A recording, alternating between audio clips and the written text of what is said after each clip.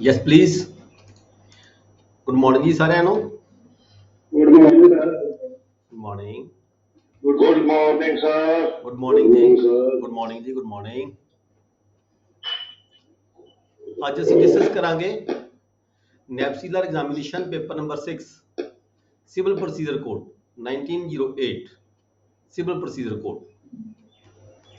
ਇਹ ਜਿਹੜਾ ਐਕਟ ਸੀਗਾ ਸੈਕਸ਼ਨ 1 ਤੋਂ ਸਟਾਰਟ ਕਰਾਂਗੇ। Preliminary section 1 short title commencement of the act and extent. ਇਹ ਜਿਹੜਾ ਐਕਟ ਹੈ ਕਦੋਂ ਕਮੈਂਸ ਹੋਇਆ? 1 ਜਨਵਰੀ 1909 ਤੋਂ ਇਹ ਜਿਹੜਾ ਐਕਟ ਸੀਗਾ ਇਹ ਲਾਗੂ ਹੋਇਆ। ਹਾਂਜੀ आवाज नहीं आ रही। आवाज नहीं आ रही। ओके हाँ जी। टुडे वी विल डिस्कस नैपसीला examination paper number 6 civil procedure code 1908। ਇਹਦੀ ਪ੍ਰੀਲਿਮਿਨਰੀ ਤੋਂ ਸਟਾਰਟ ਕਰਾਂਗੇ ਸੈਕਸ਼ਨ ਨੰਬਰ 1 ਤੋਂ short title commencement and the extent. Title ਤਾਂ ਆਪਾਂ ਨੂੰ ਪਤਾ ਹੀ ਹੈ, ਕੋਡ ਆਫ ਸਿਵਲ ਪ੍ਰੋਸੀਜਰ ਕਹਿੰਦੇ ਆ ਇਸ ਨੂੰ ਅਸੀਂ। ਤੇ ਸਟਾਰਟ ਹੋਇਆ ਸੀਗਾ, ਕਮੈਂਸ ਹੋਇਆ ਸੀ ਇੰਡੀਆ ਦੇ ਵਿੱਚ 1 ਜਨਵਰੀ 1909 ਤੋਂ ਸਟਾਰਟ ਹੋਇਆ ਸੀਗਾ, ਕਮੈਂਸ ਹੋਇਆ ਸੀ। ਇਹ ਕੁਝ ਐਕਸੈਪਸ਼ਨ ਦਿੱਤੀਆਂ ਨੇ ਉਸ ਵੇਲੇ ਦੀਆਂ, ਪਰ ਹੁਣ ਇਹ ਕੁਝ ਲਾਗੂ ਹੁੰਦੀਆਂ ਕੁਝ ਨਹੀਂ ਹੁੰਦੀਆਂ। ਸਟੇਟ ਆਫ ਜੰਮੂ ਕਸ਼ਮੀਰ ਨੂੰ ਛੱਡ ਕੇ, ਨਾਗਾਲੈਂਡ ਨੂੰ ਛੱਡ ਕੇ ਤੇ ਕੁਝ ਟ੍ਰਾਈਬਲ ਏਰੀਆ ਸੀਗੇ, ਇਹਨਾਂ ਨੂੰ ਛੱਡ ਕੇ ਪੂਰੇ ਹੋਲ ਆਫ ਇੰਡੀਆ ਦੇ ਵਿੱਚ ਇਹ ਜਿਹੜਾ ਐਕਟ ਸੀਗਾ ਲਾਗੂ ਹੋਇਆ ਸੀ। ਪਰ ਜਿਹੜੀਆਂ ਕੰਸਰਨ ਗਵਰਨਮੈਂਟ ਸੀਗੀਆਂ ਉਹਨਾਂ ਨੂੰ ਪ੍ਰੋਵੀਜ਼ਨ ਦਿੱਤੀ ਗਈ ਸੀ ਵੀ ਉਹ ਆਪਣੇ ਆਪਣੇ ਸਟੇਟ ਦੇ ਵਿੱਚ ਕੁਝ ਵਿਦ ਅਮੈਂਡਮੈਂਟਸ ਜਿਹੜਾ ਇਹ ਐਕਟ ਹੈਗਾ ਲਾਗੂ ਕਰ ਸਕਦੀਆਂ ਹੈਗੀਆਂ ਨੇ। ਠੀਕ ਹੈ ਜੀ। ਅੱਗੇ ਨੈਕਸਟ ਆ ਜਾਂਦਾ ਡੈਫੀਨੇਸ਼ਨ ਕਲੌਜ਼ ਆ ਜਾਂਦੀ ਹੈ। ਡੈਫੀਨੇਸ਼ਨ ਕਲੌਜ਼ ਸੈਕਸ਼ਨ 2 अपने अपने बुक्स ना रख लिया करो जी। डेफिनेशन क्लॉज सेक्शन 2 कोड इस एक्ट ਨੂੰ ਇਸ ਨੂੰ ਕੋਡ ਨੂੰ ਕਹਿੰਦੇ ਆ। ਇਹਦੇ ਵਿੱਚ ਰੂਲਸ ਵੀ ਇਹਦੇ ਵਿੱਚ ਸ਼ਾਮਿਲ ਹੈ ਜੀ। ਪੇਜ ਨੰਬਰ 1 ਤੋਂ ਹੀ ਸਟਾਰਟ ਕरें जी। ठीक है 1 ਤੋਂ ਡੈਫੀਨੇਸ਼ਨ ਕਲੌਜ਼ ਸੈਕਸ਼ਨ 2 ਕੋਡ ਦੇ ਵਿੱਚ ਇਹ ਜਿਹੜਾ ਕੋਡ ਹੈ ਸਿਵਲ ਪ੍ਰੋਸੀਜਰ ਕੋਡ, ਇਹਦੇ ਵਿੱਚ ਕੁਝ ਰੂਲ ਬਣੇ ਹੋਏ ਨੇ, ਉਹ ਵੀ ਇਹਦਾ ਪਾਰਟ ਸੈਕਸ਼ਨਸ ਨੇ, ਰੂਲਸ ਨੇ, ਉਹ ਇਹਦਾ ਪਾਰਟ ਨੇ। ਡਿਗਰੀ ਕੀ ਹੁੰਦੀ ਹੈ? ਦੇਖੋ ਡਿਗਰੀ ਆਪਾਂ ਸਾਰੇ ਜਾਣਦੇ ਹਾਂ, ਸਾਰੇ ਰੋਜ਼ ਹੀ ਡਿਗਰੀਆਂ ਤੁਹਾਡੇ ਪਾਸ ਆਉਂਦੀਆਂ ਨੇ, ਜੱਜਮੈਂਟਸ ਤੁਹਾਡੇ ਪਾਸ ਆਉਂਦੀਆਂ ਨੇ। ਠੀਕ ਹੈ। ਜਿਹੜੀ ਡਿਗਰੀ ਹੁੰਦੀ ਹੈ ਜਦੋਂ ਕੋਈ ਫਾਈਨਲ ਜੱਜਮੈਂਟ ਹੋ ਜਾਂਦੀ ਹੈ ਉਸ ਤੋਂ ਬਾਅਦ ਡਿਗਰੀ ਪਾਸ ਹੋ ਜਾਂਦੀ ਹੈ। ਮਤਲਬ ਕਿ ਕਨਕਲੂਸਿਵ ਪ੍ਰੂਫ ਜਿਹੜਾ ਹੁੰਦਾ ਹੈ, ਪ੍ਰਸਾਈਜ਼ ਦੇ ਵਿੱਚ ਜੋ ਜੱਜਮੈਂਟ ਦੇ ਵਿੱਚ ਮਤਲਬ ਕਿ ਵੇਰਵਾ ਦਿੱਤਾ ਹੈ, ਉਹਨਾਂ ਜੱਜਮੈਂਟ ਦੇ ਵਿੱਚ ਡਿਟੇਲ ਦੇ ਵਿੱਚ ਆਰਡਰ ਜੱਜ ਕਰਦੇ ਹੈਗੇ ਆ। ਤੇ ਜਿਹੜੀ ਡਿਗਰੀ ਹੁੰਦੀ ਹੈ ਉਹਦੇ ਵਿੱਚ ਸ਼ਾਰਟ ਦੇ ਵਿੱਚ ਜਿਹੜਾ ਆਰਡਰ ਕੀਤਾ ਜਾਂਦਾ ਹੈ। ਤੇ ਜਿਹੜੀ ਡਿਗਰੀ ਹੈ ਇਹ ਵੀ ਦੋ ਤਰ੍ਹਾਂ ਦੀ ਹੁੰਦੀ ਹੈ। ਇੱਕ ਪ੍ਰੀਲਿਮਿਨਰੀ ਡਿਗਰੀ ਹੁੰਦੀ ਹੈ, ਇੱਕ ਫਾਈਨਲ ਡਿਗਰੀ ਵੀ ਹੁੰਦੀ ਹੈ। ਪ੍ਰੀਲਿਮਿਨਰੀ ਡਿਗਰੀ ਉਦੋਂ ਹੁੰਦੀ ਹੈ ਜਦੋਂ ਮਤਲਬ ਕਿ ਕੇਸ ਚੱਲ ਰਿਹਾ ਹੁੰਦਾ ਹੈ, ਅਜੇ ਇਨ ਟਰਮ ਇਨ ਬਿਟਵੀਨ ਕੋਈ ਡਿਗਰੀ ਪਾਸ ਕੀਤੀ ਜਾਂਦੀ ਹੈ ਕੋਰਟ ਵੱਲੋਂ, ਉਹਨੂੰ ਅਸੀਂ ਪ੍ਰੀਲਿਮਿਨਰੀ ਡਿਗਰੀ ਕਹਿੰਦੇ ਹਾਂ। ਜਦੋਂ ਕੋਈ ਜੱਜਮੈਂਟ ਫਾਈਨਲ ਹੋ ਜਾਂਦੀ ਹੈ, ਕੇਸ ਬਿਲਕੁਲ ਡਿਸਾਈਡ ਹੋ ਜਾਂਦਾ, ਪੂਰਾ ਡਿਸਾਈਡ ਹੋ ਜਾਂਦਾ ਹੈ, ਤੇ ਐਂਡ ਦੇ ਉੱਪਰ ਆ ਕੇ ਜਦੋਂ ਜੱਜਮੈਂਟ ਦਿੱਤੀ ਜਾਂਦੀ ਹੈ, ਜੱਜਮੈਂਟ ਤੋਂ ਬਾਅਦ ਫਿਰ ਡਿਗਰੀ ਪਾਸ ਕਰ ਦਿੱਤੀ ਜਾਂਦੀ ਹੈ, ਉਸ ਨੂੰ ਅਸੀਂ ਫਾਈਨਲ ਡਿਗਰੀ ਕਹਿੰਦੇ ਹਾਂ। ਨੈਕਸਟ ਆ ਜਾਂਦਾ ਡਿਗਰੀ ਹੋਲਡਰ। ਜਿਸ ਵਿਅਕਤੀ ਦੇ ਹੱਕ ਦੇ ਵਿੱਚ ਕੋਈ ਡਿਗਰੀ ਪਾਸ ਹੁੰਦੀ ਹੈ, ਆਪਾਂ ਅਸੀਂ ਰੋਜ਼ ਹੀ ਦੇਖਦੇ ਹਾਂ ਕਿਸੇ ਦੇ ਹੱਕ ਦੇ ਵਿੱਚ ਕੋਈ ਪੈਸੇ ਦੀ ਡਿਗਰੀ ਪਾਸ ਹੋਈ ਹੈ, ਕਿਸੇ ਨੂੰ ਕਬਜ਼ੇ ਦੀ ਡਿਗਰੀ ਪਾਸ ਹੋਈ ਹੈ, ਕਿਸੇ ਦੀ ਓਨਰਸ਼ਿਪ ਦੀ ਡਿਗਰੀ ਪਾਸ ਹੋਈ ਹੈ। ਜਿਸ ਵਿਅਕਤੀ ਦੇ ਹੱਕ ਦੀ ਡਿਗਰੀ ਪਾਸ ਹੋਈ ਹੁੰਦੀ ਹੈ ਉਸ ਨੂੰ ਅਸੀਂ ਡਿਗਰੀ ਹੋਲਡਰ ਕਹਿੰਦੇ ਹਾਂ। ਦੂਜੇ ਪਾਸੇ ਜਿਸ ਵਿਅਕਤੀ ਦੇ ਅੰਗੇਂਸਟ ਡਿਗਰੀ ਪਾਸ ਹੋਈ ਹੁੰਦੀ ਹੈ ਉਸ ਨੂੰ ਅਸੀਂ ਜਿਹੜੀ ਕਹਿ ਦਿੰਦੇ ਹਾਂ, ਜੱਜਮੈਂਟ ਡਿਪਟਰ ਕਹਿ ਦਿੰਦੇ ਹਾਂ। ਡਿਸਟ੍ਰਿਕਟ ਆਫ ਦੇ ਡਿਸਟ੍ਰਿਕਟ ਪਤੀ ਸਾਨੂੰ ਫੋਰਨ ਕੋਰਟ ਕੀ ਹੁੰਦੀ ਹੈ? means a court situate outside India and not established or continued by the authority of means a court situate outside India and not established or continued by the authority of central government। ਜਿਹੜੀਆਂ ਕੋਰਟਾਂ ਬਾਹਰਲੇ ਕਿਸੇ country ਦੇ ਵਿੱਚ, ਦੇਖੋ ਬਾਹਰਲੇ country ਦੇ ਵਿੱਚ ਦੋ ਤਰੀਕੇ ਨਾਲ ਕੋਰਟਾਂ ਹੁੰਦੀਆਂ ਨੇ। ਇੱਕ ਤਾਂ ਉਸ ਕੰਟਰੀ ਦੀਆਂ ਆਪਣੀਆਂ ਕੋਰਟਸ ਹੁੰਦੀਆਂ ਨੇ, ਉਹਨੂੰ ਅਸੀਂ ਫੋਰਨ ਕੋਰਟ ਕਹਿੰਦੇ ਹਾਂ। ਕੁਝ ਕੋਰਟਸ ਸਾਡੀ ਸੈਂਟਰ ਗਵਰਨਮੈਂਟ ਵੱਲੋਂ ਵੀ ਐਸਟੈਬਲਿਸ਼ ਕੀਤੀਆਂ ਹੋਈਆਂ ਹੁੰਦੀਆਂ ਨੇ। ਠੀਕ ਹੈ, ਉਹਨੂੰ ਅਸੀਂ ਫੋਰਨ ਕੋਰਟ ਨਹੀਂ ਕਹਿੰਦੇ। ਫੋਰਨ ਜੱਜਮੈਂਟਸ, ਜਦੋਂ ਕਿਸੇ ਫੋਰਨ ਕੋਰਟ ਵੱਲੋਂ ਕੋਈ ਜੱਜਮੈਂਟ ਦਿੱਤੀ ਜਾਂਦੀ ਹੈ ਉਸ ਨੂੰ ਫੋਰਨ ਜੱਜਮੈਂਟ ਕਿਹਾ ਜਾਂਦਾ। ਕਈ ਵਾਰੀ ਫੋਰਨ ਜੱਜਮੈਂਟ ਸਾਡੇ ਪਾਸ ਵੀ ਇੰਪਲੀਮੈਂਟ ਲਈ ਐਗਜ਼ੀਕਿਊਸ਼ਨ ਦੇ ਲਈ ਆਉਂਦੀਆਂ ਹੈਗੀਆਂ ਨੇ, ਉਹ ਅੱਗੇ ਜਾ ਕੇ ਅਸੀਂ ਪੜ੍ਹਾਂਗੇ। ਫੋਰਨ ਜੱਜਮੈਂਟਸ ਹੁੰਦੀਆਂ ਨੇ, ਫੋਰਨ ਕੋਰਟ ਵੱਲੋਂ ਜਿਹੜੀਆਂ ਜਾਰੀ ਕੀਤੀਆਂ ਜਾਂਦੀਆਂ ਜੱਜਮੈਂਟਸ, ਉਹਨੂੰ ਫੋਰਨ ਜੱਜਮੈਂਟ ਕਹਿੰਦੇ ਆ। ਗਵਰਨਮੈਂਟ ਪਲੀਡਰ ਅਸੀਂ ਸਾਰੇ ਦੇਖਦੇ ਹਾਂ, ਪੀਪੀ ਜਿਹਨੂੰ ਪਬਲਿਕ ਪ੍ਰੋਸੀਕਿਊਟਰ ਕਹਿੰਦੇ ਆ। ਠੀਕ ਹੈ। ਸਟੇਟ ਗਵਰਨਮੈਂਟ ਅਥੋਰਾਈਜ਼ ਕਰਦੇ, ਸਟੇਟ ਗਵਰਨਮੈਂਟ ਦਾ ਜਿਹੜਾ ਐਕਟ ਬਣਿਆ ਹੋਇਆ ਉਸ ਐਕਟ ਦੇ ਅਧੀਨ ਜਿਹੜੇ ਵੀ ਵਿਅਕਤੀਆਂ ਨੂੰ ਸਰਕਾਰ ਦੇ ਬਿਹਾਫ ਦੇ ਉੱਪਰ ਕੇਸ ਲੜਨ ਦੀ ਪਾਵਰ ਦਿੱਤੀ ਜਾਂਦੀ ਹੈ, ਚਾਹੇ ਉਹ ਕ੍ਰਿਮੀਨਲ ਕੇਸ ਨੇ, ਚਾਹੇ ਉਹ ਸਿਵਲ ਦੀ ਦੀਵਾਨੀ ਦੇ ਕੇਸ ਨੇ। ਠੀਕ ਹੈ, ਉਹਨੂੰ ਅਸੀਂ ਗਵਰਨਮੈਂਟ ਪਲੀਡਰ ਕਿਹਾ ਜਾਂਦਾ ਹੈਗਾ। ਨੈਕਸਟ ਹੁੰਦਾ high court. High court in relation to the Andaman and Nicobar Islands means the high court in Calcutta, ਉਹਦੇ ਲਈ ਹਾਈ ਕੋਰਟ ਕਲਕੱਤਾ ਦੀ ਗੱਲ ਕੀਤੀ ਗਈ ਹੈ ਅੰਡੇਮਾਨ ਨਿਕੋਬਾਰ ਦੇ ਵਾਸਤੇ। ਬਾਕੀ ਤਾਂ ਹਾਈ ਕੋਰਟ ਦੇਖੋ ਆਪਾਂ ਨੂੰ ਪਤਾ ਹੀ ਹੈ, ਜਿਵੇਂ ਪੰਜਾਬ ਹਰਿਆਣਾ ਯੂਟੀ ਦੀ ਹਾਈ ਕੋਰਟ ਚੰਡੀਗੜ੍ਹ ਦੇ ਵਿੱਚ ਹੈ, ਇੱਦਾਂ ਅਲੱਗ-ਅਲੱਗ ਹਾਈ ਕੋਰਟਾਂ ਹਰ ਸਟੇਟ ਦੀਆਂ ਹੁੰਦੀਆਂ ਨੇ, ਕਿਸੇ ਦੀ 2 ਸਟੇਟ ਦੀ ਇੱਕ ਹਾਈ ਕੋਰਟ ਵੀ ਹੋ ਸਕਦੀ ਹੈ। ਨੈਕਸਟ ਆ ਗਿਆ ਸੈਕਸ਼ਨ 8, ਜੱਜ mean the presiding officer of a civil court. Judgment means the statement given by the judge on the grounds of a decree or order. ਜੱਜ ਕੋਈ ਵੀ ਕਿਸੇ ਜੱਜ ਆਰਡਰ ਕਰਦਾ ਹੈ, ਪਾਸ ਕਰਦਾ ਹੈਗਾ, ਉਹਦੇ ਵਿੱਚ ਜੱਜ ਦੀ ਜੋ ਜਜਮੈਂਟ ਹੁੰਦੀ ਹੈ ਉਹ ਉਸ ਨੂੰ ਅਸੀਂ ਜਜਮੈਂਟ ਕਹਿੰਦੇ ਆ। ਫਾਈਨਲ ਆ ਕੇ ਡਿਗਰੀ ਪਾਸ ਹੋ ਜਾਂਦੀ ਹੈ। ਜਜਮੈਂਟ ਡਾਇਰੈਕਟਰ ਆਪਾਂ ਪਹਿਲਾਂ ਹੀ ਗੱਲ ਕਰ ਚੁੱਕੇ ਹਾਂ, ਜਿਸ ਵਿਅਕਤੀ ਦੇ ਹੱਕ ਦੇ ਵਿੱਚ ਕੋਈ ਡਿਗਰੀ ਪਾਸ ਹੋਈ ਹੁੰਦੀ ਹੈ ਉਸ ਨੂੰ ਜਜਮੈਂਟ ਡਾਇਰੈਕਟਰ ਕਿਹਾ ਜਾਂਦਾ ਹੈ। ਲੀਗਲ ਰਿਪਰੈਜ਼ੈਂਟੇਟਿਵ, ਕੋਈ ਵਿਅਕਤੀ ਹੈ ਜਿਹਦੀ ਡੈਥ ਹੋ ਜਾਂਦੀ ਹੈ, ਕੋਈ ਓਨਰ ਹੈ, ਕੋਈ ਮਾਲਕ ਹੈ, ਉਹਦੀ ਡੈਥ ਹੋ ਜਾਂਦੀ ਹੈ, ਉਹਦੀ ਥਾਂ ਤੇ ਜਿਹੜੇ ਉਹਦੇ ਵਾਰਸ ਆਉਂਦੇ ਨੇ, ਕਾਨੂੰਨੀ ਵਾਰਸ ਆਉਂਦੇ ਨੇ, ਉਹਨਾਂ ਨੂੰ ਅਸੀਂ ਲੀਗਲ ਰਿਪਰੈਜ਼ੈਂਟੇਟਿਵ ਕਹਿੰਦੇ ਹਾਂ, ਜਿਸ ਦੇ ਬਿਹਾਫ ਦੇ ਉੱਪਰ ਉਹ ਵਿਅਕਤੀ ਕਿਸੇ ਕੇਸ ਨੂੰ ਲੜਦੇ ਹੈਗੇ ਆ। Who in law represents the state of a deceased person, ਜਿਹੜਾ ਬੰਦਾ ਮਰ ਜਾਂਦਾ ਉਹਦੀ ਥਾਂ ਤੇ ਉਹਦੀ ਪ੍ਰਾਪਰਟੀ ਦੇ ਜਿਹੜੇ ਵਾਰਸ ਕਹਾਉਂਦੇ ਹੈਗੇ ਉਹਨੂੰ ਅਸੀਂ ਲੀਗਲ ਰਿਪਰੈਜ਼ੈਂਟ ਕਹਿੰਦੇ ਹਾਂ। ਨੈਕਸਟ ਹੈ ਸਬਸੈਕਸ਼ਨ 12, ਮੀਨ ਪ੍ਰੋਫਿਟਸ। ਮੀਨ ਪ੍ਰੋਫਿਟਸ ਕੀ ਹੁੰਦੇ ਆ? ਜਦੋਂ ਕੋਈ ਵਿਅਕਤੀ ਜ਼ਮੀਨ ਦਾ ਮਾਲਕ ਕੋਈ ਹੋਰ ਹੁੰਦਾ ਹੈ, ਕਾਬਜ਼ ਕੋਈ ਹੋਰ ਹੁੰਦਾ ਹੈ, ਅਨਆਥੋਰਾਈਜ਼ਡ ਪੋਜੀਸ਼ਨ ਕਿਸੇ ਵਿਅਕਤੀ ਦਾ ਹੁੰਦਾ, ਕਿਸੇ ਪ੍ਰਾਪਰਟੀ ਦੀ, ਕਿਸੇ ਲੈਂਡ, ਕਿਸੇ ਮਾਲਕ ਦੀ ਜ਼ਮੀਨ ਦੇ ਉੱਪਰ, ਉਸ ਜ਼ਮੀਨ ਤੋਂ ਜੋ ਉਹ ਵਾਹ ਕੇ ਬੀਜ ਕੇ ਪੈਦਾਵਾਰ ਕਰਕੇ ਜੋ ਤੋਂ ਪ੍ਰੋਫਿਟ ਲੈਂਦਾ ਹੈਗਾ, ਅਨਆਥੋਰਾਈਜ਼ਡ ਪੋਜੀਸ਼ਨ ਦੇ ਵਿੱਚ ਜਿਹੜੀ ਪ੍ਰੋਫਿਟ ਕਮਾਈ ਜਾਂਦੀ ਹੈ ਕਿਸੇ ਦੀ ਦੂਜੇ ਦੀ ਜ਼ਮੀਨ ਤੋਂ, ਉਸ ਨੂੰ ਅਸੀਂ ਮੀਨ ਪ੍ਰੋਫਿਟ ਕਹਿੰਦੇ ਹਾਂ। ਜਿਵੇਂ ਕਿ ਹੁਣ ਤੁਸੀਂ ਦੇਖਦੇ ਹੋ ਦਫ਼ਤਰ ਖਾਨਾ ਦੇ ਕੋਲੇ ਕਈ ਕੇਸ ਫਾਈਲ ਹੁੰਦੇ ਆ, ਜਿਹਦੇ ਵਿੱਚ ਕਲੇਮ ਕਰਦੇ ਇੱਕ ਪਾਰਟੀ ਜਿਹੜਾ ਮਾਲਕ ਹੁੰਦਾ ਉਹ ਕਲੇਮ ਕਰਦਾ ਹੈ, ਤਾਂ ਅਸੀਂ ਸਟੇਟਮੈਂਟ ਬਣਾ ਕੇ ਦਿੰਦੇ ਹਾਂ, ਦਫ਼ਤਰ ਖਾਨਾ ਕੋਲ ਸਟੇਟਮੈਂਟ ਬਣਾ ਕੇ ਦਿੰਦਾ ਹੈ ਵੀ ਇਹਦੇ ਤੋਂ ਕਿੰਨੀ ਪੈਦਾਵਾਰ ਹੋਈ, ਇਸ ਜ਼ਮੀਨ ਦੀ ਕਿੰਨੇ ਸਾਲ ਦੀ ਪੈਦਾਵਾਰ ਹੋਈ। ਠੀਕ ਹੈ, ਇਦਾਂ ਦੇ ਕੇਸ ਜਿਹੜੇ ਹੈਗੇ ਸਿਵਲ ਕੋਰਟ ਦੇ ਵਿੱਚ ਫਾਈਲ ਕੀਤੇ ਜਾਂਦੇ ਨੇ। ਕਈ ਥਾਂ ਤੇ ਐਸਡੀਐਮ ਕੋਰਟ 'ਚ ਵੀ ਇਹ ਕੇਸ ਫਾਈਲ ਹੁੰਦੇ ਆ ਮੀਨ ਪ੍ਰੋਫਿਟ ਦੇ। ਪੰਜਾਬੀ 'ਚ ਆਪਾਂ ਇਹਨੂੰ ਕੀ ਕਹਿੰਦੇ ਆ? ਮੀਨ profits.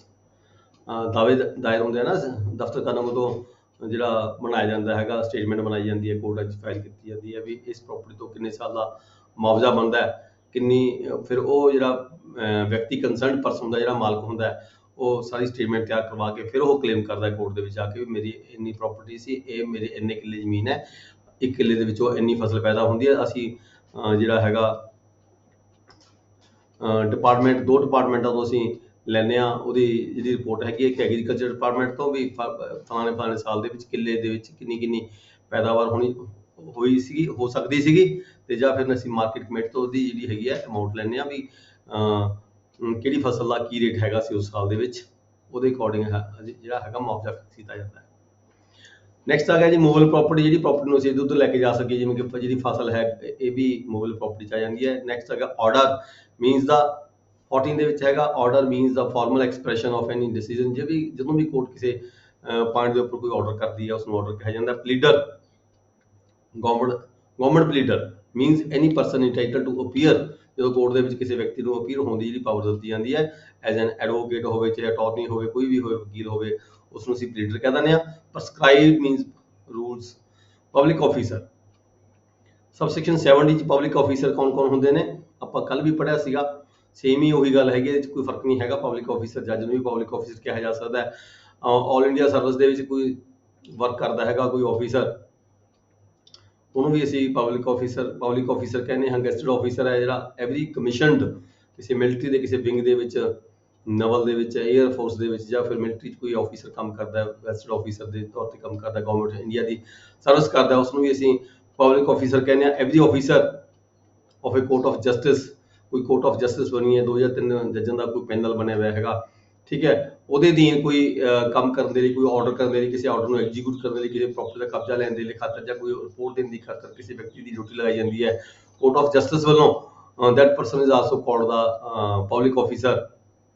Every person who holds any office by virtue of which he empower to place or keep any person in confinement, ਕਿਸੇ ਵਿਅਕਤੀ ਨੂੰ ਕੋਈ ਕੈਦੀ ਬਣਾ ਕੇ ਰੱਖਣਾ ਜਾਂ ਪਕੜ ਕੇ ਰੱਖਣਾ, ਜੇਲ੍ਹ 'ਚ ਰੱਖਣਾ ਹੈਗਾ, ਉਹ ਜਿਹੜਾ ਆਫੀਸਰ ਹੈ, ਵਿਅਕਤੀ ਹੈ ਜਿਹਦੀ ਡਿਊਟੀ ਲੱਗੀ ਹੁੰਦੀ ਹੈ, ਉਹ ਵੀ ਪਬਲਿਕ ਆਫੀਸਰ ਦੀ ਪਰਿਭਾਸ਼ਾ 'ਚ ਆਉਂਦਾ ਹੈ। ਇਸੇ ਤਰੀਕੇ ਨਾਲ ਕਲੌਜ਼ F ਦੇ ਵਿੱਚ ਹੈ every officer of the government whose duty it is as ਸੱਚ officer to prevent offences.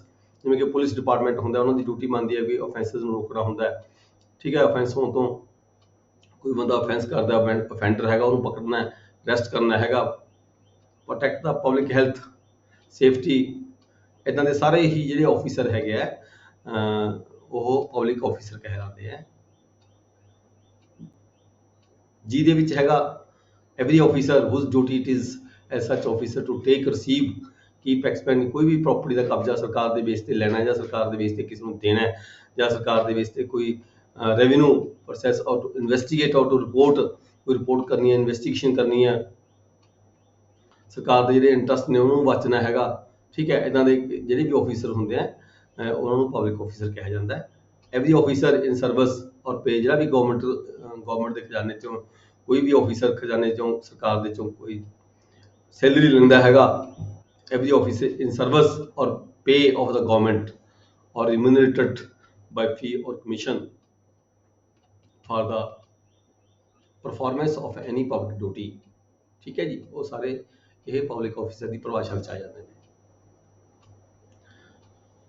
Next है subsection 18 rules means in rules and forms contained in the first schedule. ਆਪਾਂ ਇਹਦੇ ਚ ਆਪਾਂ ਪੜਾਂਗੇ, ਰੂਲ ਪੜਾਂਗੇ, ਅੱਗੇ ਹੈਗਾ ਆਰਡਰਸ ਵੀ ਪੜਾਂਗੇ। ਸਿਵਲ ਪ੍ਰੋਸੀਜਰ ਕੋਡ ਦੇ ਵਿੱਚ ਦੋ ਤਿੰਨ ਸੈਕਸ਼ਨਸ ਹੁੰਦੇ ਆ, ਇੱਕ ਸੈਕਸ਼ਨਸ ਹੁੰਦੇ ਆ, ਰੂਲਸ ਹੁੰਦੇ ਆ, ਆਰਡਰਸ ਹੁੰਦੇ ਆ। ਠੀਕ ਹੈ, ਉਹਦੀ ਗੱਲ ਕੀਤੀ ਗਈ ਇਹਦੇ ਵਿੱਚ, ਉਹਦਾ ਮਤਲਬ ਕਿ ਇਹ ਕੋਡ ਦਾ ਪਾਰਟ ਹੁੰਦੇ ਨੇ। ਸ਼ੇਅਰ ਇਨ ਏ ਕਾਰਪੋਰੇਸ਼ਨ ਆਪਾਂ ਦੇਖਦੇ ਹਾਂ ਸ਼ੇਅਰ ਹੋਲਡਰਿੰਗ ਹੁੰਦੀ ਹੈ ਕਿਸੇ ਕਾਰਪੋਰੇਸ਼ਨ ਕੋਈ ਬੰਦੇ ਦੇ ਕੋਲ ਕਿੰਨੇ ਸ਼ੇਅਰ ਨੇ, ਕਿੰਨੇ ਸਟਾਕ ਨੇ, ਕਿੰਨੇ ਡਿਬੈਂਚਰਸ ਹੈਗੇ ਆ, ਉਹਦੀ ਗੱਲ ਕਰੀ ਗਈ ਇੱਥੇ। ਕਿੰਨੇ ਬੌਂਡ ਕਿਸੇ ਵਿਅਕਤੀ ਕੋਲੇ ਹੈਗੇ ਆ, ਉਹ ਸ਼ੇਅਰ ਇਨ ਦਾ ਕਾਰਪੋਰੇਸ਼ਨ ਕਿਸੇ ਕੰਪਨੀ ਦੇ ਵਿੱਚ ਕੋਈ ਬੰਦਾ ਸ਼ੇਅਰ ਹੋਲਡਰ ਹੈ ਤਾਂ ਉਹਦੇ ਕੋਲੇ ਸਟਾਕ ਹੋ ਸਕਦੇ ਨੇ, ਡਿਬੈਂਚਰ ਹੋ ਸਕਦੇ ਨੇ। नेक्स्ट आ गया जी सैक्शन 3, ये उपर 20 है साइन, जे साइन करने का जी स्टैंप लगी होंगी वो भी इसकी परिभाषा विच ही आ जाती है। जजमेंट और डिग्री इनकलूड्स द स्टैंप, स्टैंप के उपर ही साइन किए जाते हैं जजेस वालों। नेक्स्ट है section 3 subordination of the courts. देखो हाई कोर्ट है, ਉਹਦੀ सबऑर्डिनेट कोर्ट जिन्नियां भी डिस्ट्रिक्ट ਦੀਆਂ ਕੋਰਟਾਂ ਹੁੰਦੀਆਂ ਨੇ ਜਾਂ ਲੋਅਰ ਕੋਰਟਾਂ ਹੁੰਦੀਆਂ ਸਾਰੀਆਂ ਉਹਦੀਆਂ सबऑर्डिनेट ਹੁੰਦੀਆਂ ਨੇ। ਠੀਕ ਹੈ, ਇੱਥੇ ਇਸੇ ਤਰੀਕੇ ਡਿਸਟ੍ਰਿਕਟ ਕੋਰਟ ਹੈ, ਡਿਸਟ੍ਰਿਕਟ ਕੋਰਟ ਦੀਆਂ ਜਿਹੜੀਆਂ ਡਿਸਟ੍ਰਿਕਟ ਕੋਰਟ ਤੋਂ ਜਿਹੜੀਆਂ ਥੱਲੇ ਕੋਰਟਸ ਹੁੰਦੀਆਂ ਸਾਰੀਆਂ ਉਹਦੀਆਂ सबऑर्डिनेट्स ਹੁੰਦੀਆਂ ਨੇ, ਚਾਹੇ ਉਹ ਐਡੀਸ਼ਨਲ ਸੈਸ਼ਨ ਜੱਜ ਹੈ, ਚਾਹੇ ਉਹ ਸਿਵਲ ਜੱਜ ਹੈ, CJM ਹੈਗਾ। ਇਹ ਮਤਲਬ ਕਿ ਹਾਈ ਕੋਰਟ ਦੇ ਪੂਰੇ ਸਟੇਟ ਦੇ ਵਿੱਚ ਜਿਸ ਦੇ ਜਿੰਨੀਆਂ ਉਸ ਹਾਈ ਕੋਰਟ ਦੇ ਅਧੀਨ ਹੁੰਦੀਆਂ ਨੇ, ਇਸ ਤਰੀਕੇ ਡਿਸਟ੍ਰਿਕਟ ਦੇ ਅਧੀਨ ਜਿੰਨੀਆਂ ਹੁੰਦੀਆਂ ਨੇ ਉਹ ਡਿਸਟ੍ਰਿਕਟ ਕੋਰਟ ਦੀਆਂ सबऑर्डिनेट्स ਹੁੰਦੀਆਂ। नेक्स्ट है सेविंग्स। सेविंग्स की है in the absence of specific provisions of this country nothing in this code shall be deemed to limit or otherwise affect any special or local law। ਆਪਾਂ ਕੱਲ ਵੀ ਗੱਲ ਕਰੀ ਸੀ, ਕੁਝ ਸਪੈਸ਼ਲ ਲਾਅ ਹੁੰਦੇ ਆ, ਕੁਝ ਲੋਕਲ ਲਾਅ ਹੁੰਦੇ ਆ।